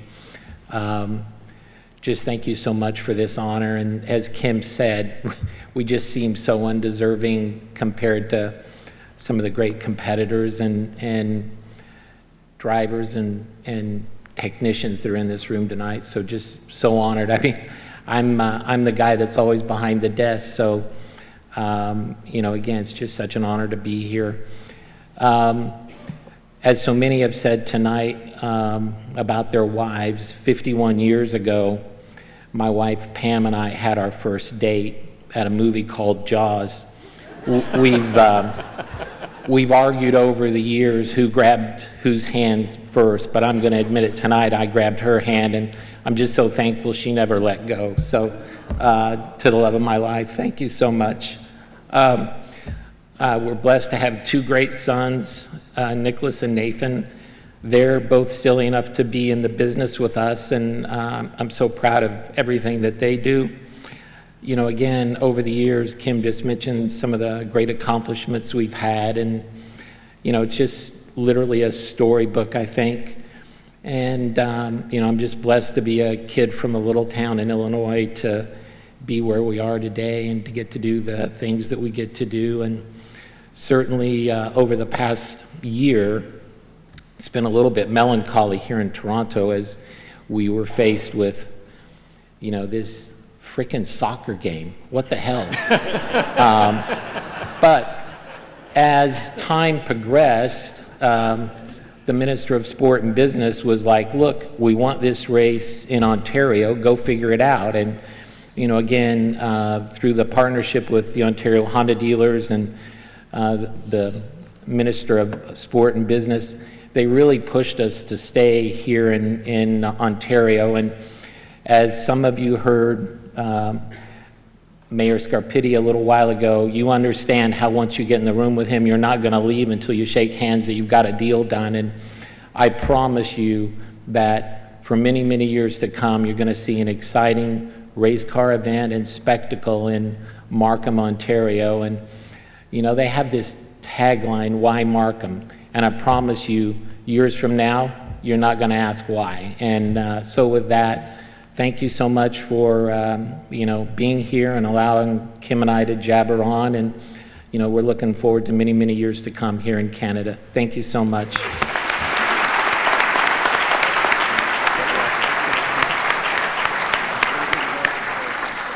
Thank you, Kim. Thank you, Kevin. Congratulations. We're going to keep Derek Lynch for just a moment. He's going to share just a couple of words with us about his new alumni program that he is working with the Hall of Fame. Thank you very much, Todd. Welcome, everybody, tonight. Thank you for coming. And again, a special thank you and congratulations to all of the inductees. I'm going to show a little bit of bias here, unfortunately. Vic, congratulations. Vic spent several years with my wife, Kate, and I when we operated Kawartha Speedway. And it was a pleasure to have him, and this is well-deserved. So good job, Vic.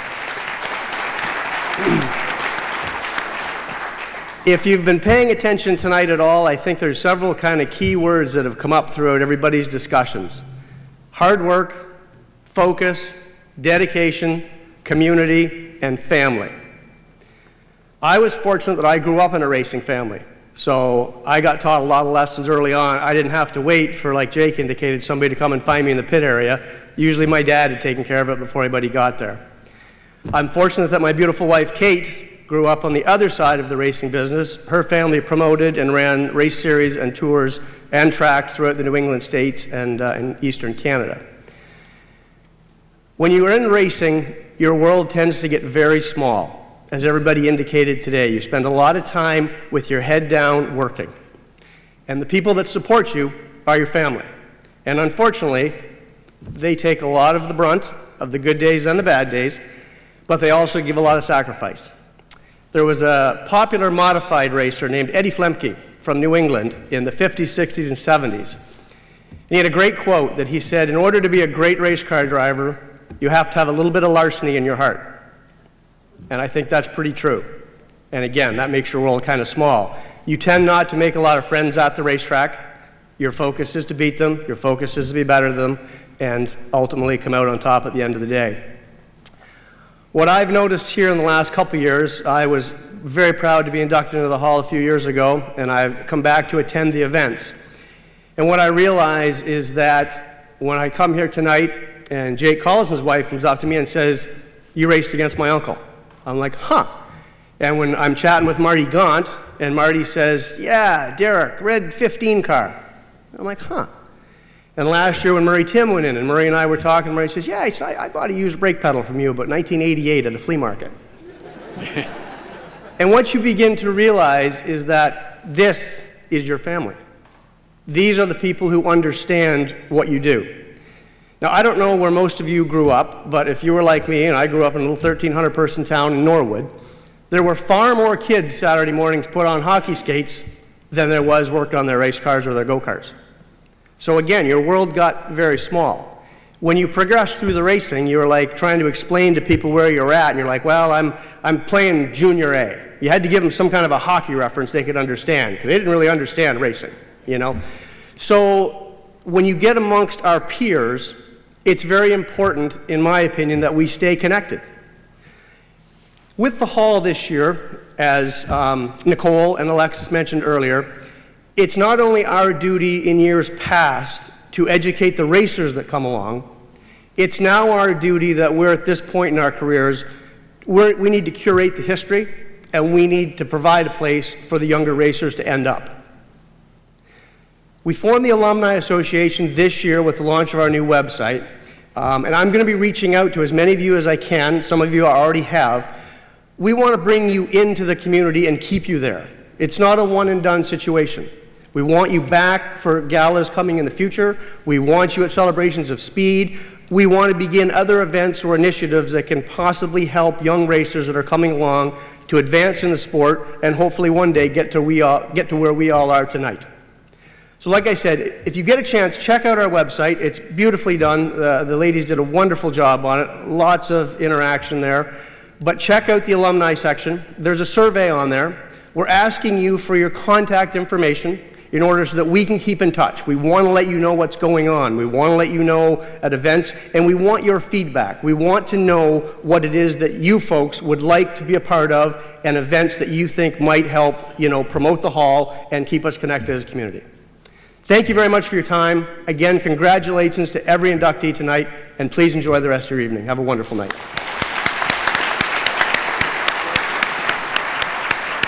Thank you, Derek. Now let's meet our 2025 Rising Star Award winner, presented by JMF Motorsports.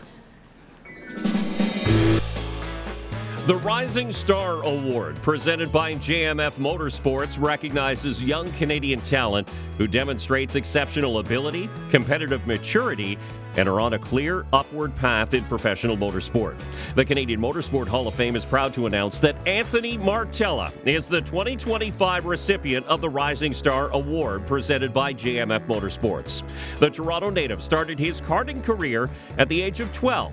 And it didn't take long for the young Martella to shine. In his second year, he won big and stood tall on many podiums and soon took home the Canadian Karting Championship in Briggs Junior Light. Anthony would then move up to the two-stroke karting ranks, racing throughout North America. Anthony finished off his karting resume with the 2023 Canadian Karting Championship in the Pro Shifter division. At 15 years of age, Anthony took a shot at 1600 racing. Martella had a thirst for more power, and an eye on serious race cars. Before he had a license to drive on the road, Martella entered the ultra-competitive FEL Sports Car Championship Canada. The Audi pilot turned many heads with 3 wins, one at the Honda Indy on the streets of his hometown. His second-place finish in the championship propelled the Martella family to seek success south of the border in the USF 2000 series. The rookie found speed early and focused on consistency. 9 top 10s along with a win at the Freedom 75 at Lucas Oil Raceway Park in Indianapolis. The 17-year-old is set to challenge the 2026 USF 2000 series once again, now with exclusive Autosport.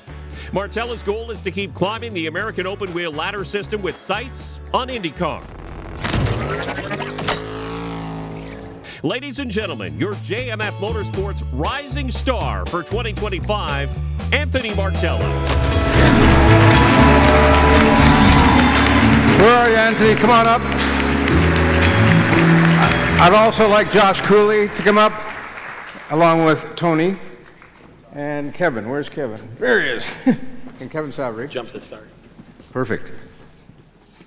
And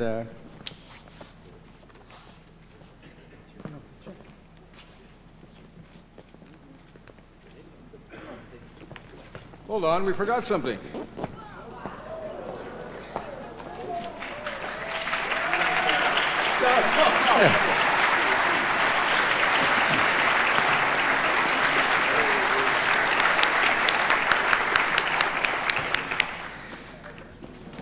So Josh is a partner in EA Autosport, and before you, Anthony, say a few words, I want to mention that John Farrow could not be here tonight. He's celebrating his 49th wedding anniversary and the first anniversary of his granddaughter, and he's in California.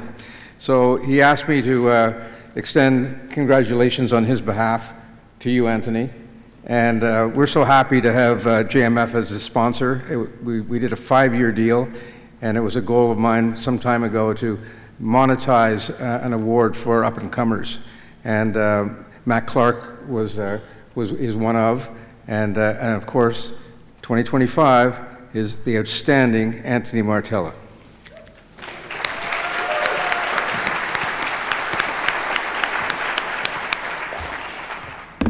All right. Good evening, everyone. It's truly an honor to be here tonight. First, I'd like to congratulate all of this year's Canadian Motorsports Hall of Fame inductees. Your achievements have helped shape our sport, and it's inspiring to share the room with you tonight. I'd also like to thank the Canadian Motorsports Hall of Fame, JMF Motorsports, as well as Peter Lockhart for this incredible award. Representing the Canadian flag in the USF Pro Championships on the road to Indy is something I'm extremely proud of, and being recognized at this level means a great deal to me. Ever since I started coming to the Hall of Fame Gala, it was one of my dreams to be standing here as a rising star. And with a lot of hard work and dedication, I made that dream come true tonight. I want to extend my sincere appreciation to my amazing team at Exclusive Autosport for their hard work and belief for my development as a driver. To my team owners, Monk, Josh Cooley, and Michael Duncalf, my engineer, Lou D'Agostino, and my driver coach, Braden Eves, thank you for constantly pushing me to improve.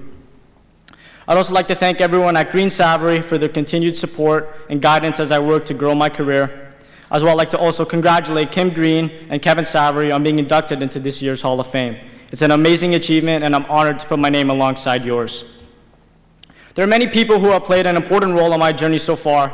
Behind the scenes, they don't get noticed, but they will always be an important role in my development. Tonight, I'd like to thank Curtis Fox from Motorsport Karting Center, Marion Kremers, Danny Formal, Jay Howard for a great learning year in 2025, everyone at Bestline Auto Tech, Matt, George, Vito, and Chris. You believed in me when I was just a young kid, washing my dad's cars at the racetrack every weekend, to coming years later and winning the Toronto Indy at just 15 years old and helping me achieve many more accomplishments.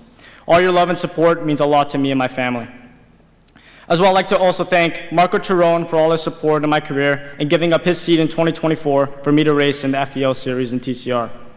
I'd also like to thank Steve Bortolotti from FAF Motorsports, Andrew Margoni for all his help and guidance during my TCR season in 2024, Chris By from FEL Motorsports for giving me the opportunity to race in the series. It was a great opportunity, even when in the stewards room for making rookie mistakes on track at times. My big brother, who is also listening on the live stream, Zachary Vanier, for being a great role model for me for when I was a young kid. David Klubine from Britain West, who is also one of our crew chiefs at Exclusive Autosport. I'd also like to thank Jacques Dallaire for always keeping me sharp-minded before a race. As well, I'd also like to shout out Bill Klubine for all the late-night phone calls after a day at the racetrack. Each of you have played an important role in my journey thus far, and I'm grateful for each one of you. A very special thank you goes to someone who has been in my corner since my very first laps in karting, and that man is Richard Boak. Your guidance, mentorship, and the way you've pushed me both on and off the track have meant more than you know. You've truly been like an uncle to me, and I'm thankful for everything you've done. I don't know if you signed up for a role as an uncle, but you're stuck with it now. I'd also like to thank Miguel and Angel from Nin Transport for believing in me since my days at Motorsport Karting Center. Your advice, love, and encouragement have always been appreciated to me and my family. I don't want to get emotional with this one, but finally, I'd like to also thank my amazing family, my grandparents, godparents, and my cousin Mario, who's like an older brother to me, as well as my amazing sister Victoria for her support and all her sacrifices so I can chase my dreams.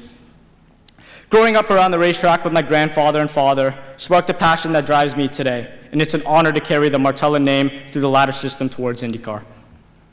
Mom, thank you for the countless hours sacrifice you make to help me chase my dreams.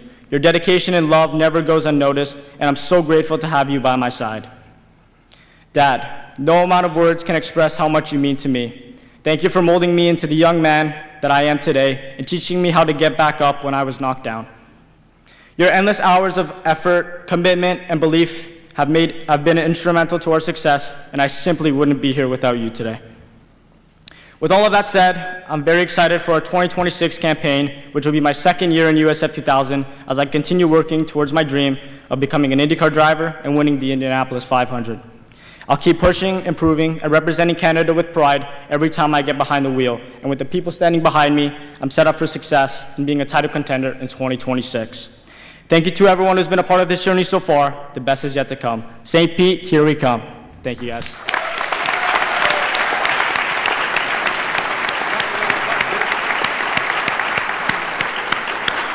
Congratulations. See you in St. Pete. Several months ago, Canadian Motorsport Hall of Fame member Anne Waugh approached the Hall about collaborating on a program to bring more young women into motorsports. Anne's been a champion of this cause for a long time. She has had an outstanding career herself, earned her place in the Hall in 2020.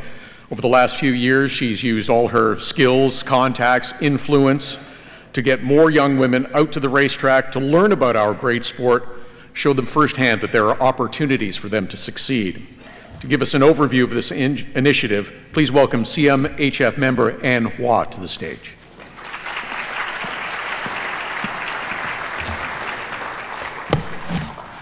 All right, I'm going to try and make this quick. Thank you, Todd. Thank you. All right. Bonsoir tout le monde. Thank you for being here. First of all, I need to congratulate, like everyone else has done, I'd like to congratulate the inductees, class of 2025. It's an honor for me to be in the same room as you, so bravo, félicitations. Secondly, like most of you, we've all been working in racing for many, many years. I spent 31 years so far. And you know, people come up to me all the time and say, so Anne, what's it like working in racing for 31 years? Was it fun? I said, most of the time. Was it hard? Most of the time. Any regrets? None. I learned so much over all these years. I got to work with great people who taught me the business of motorsports. But I have to say, the first few years I realized we're not an easy environment for women. And that's when I decided that one day I would do my very best to help all the upcoming young women who want to work in racing. I would help them get there. So, in 2020, I was also inducted into the Motorsports Hall of Fame. And I have to say, it changed my life. You know, this is an honor of a lifetime. And to me, the title comes with a responsibility. I think we need to give back. Like Derek Lynch said, it's not the end. We need to keep going. At that moment when I was inducted, I was getting all these calls, these invitations to go and speak to groups, schools. People wanted to know what it was like for a woman to be working in racing. They wanted to know how I did it, what it was like. And I did my best to share the knowledge and my experience, but I thought at one point, I need to do something concrete here. I can't just talk about it. So last summer, 2025, I decided to bring some groups of girls, young female students, most of them engineering students, decided to bring them to meet race teams, race engineers. We even took them to race control, brought them into the media center. We did 3 events with them. We brought the girls into the F1 Academy paddock during the Grand Prix du Canada in Montreal in June. In July, We brought the kids to meet the teams, the engineers. By the way, thank you, Jeff Atkinson. I don't know where you are, but thank you for the passes for the girls. We brought them in at the Toronto Indy. And then we took them to the NASCAR. They met NASCAR teams, drivers. They met actually they met with Gloria Eng, who spent some good time with the girls, talking about her job. And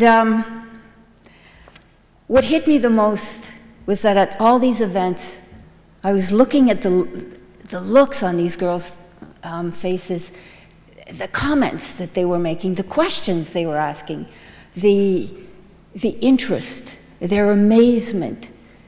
These little girls had never had a close-up look, and they all wanted to race to work in racing, and they got a close-up look at what it was like, and they were excited. And that's when I realized, okay, it's time to do something with this. So tonight, with the fiduciary support and guidance of the Canadian Motorsports Hall of Fame, I am launching the ANWA Motorsport Equity Initiative. This program is specifically designed to create real pathways into racing for all the young women out there. And we're going to do this. We're going to give them access. We're going to bring them up close. We're going to get them to meet with all the people who do all different kinds of roles in racing. And I'm not talking on track. These are off-track roles. At the same time, as I was doing this with the groups of young students, there are these 5 high school students who formed their own racing team called ASAP Racing. These little girls are 15 and 16 years old. They approached me. They were participating in the STEM racing competition. They finished 2nd in North America and ended up representing Canada at the World Finals in Singapore during the F1 race weekend last October.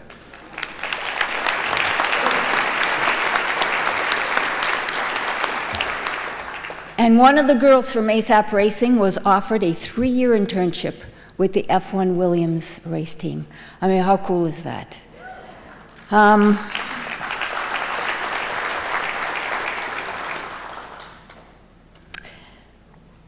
ASAP Racing, these little girls are 15 and 16-year-old. They went out and raised some money because they wanted to be our first donor for my initiative. And I know they're watching. They told me they were watching. So merci, ASAP. I also need to thank some pretty special people. I want to thank Nicole Lasselle. She's on the board, and she's done a great job with the website.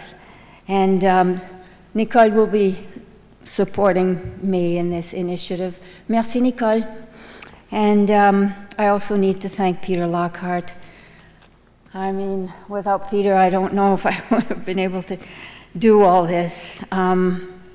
Peter, Scott Samuel, thank you.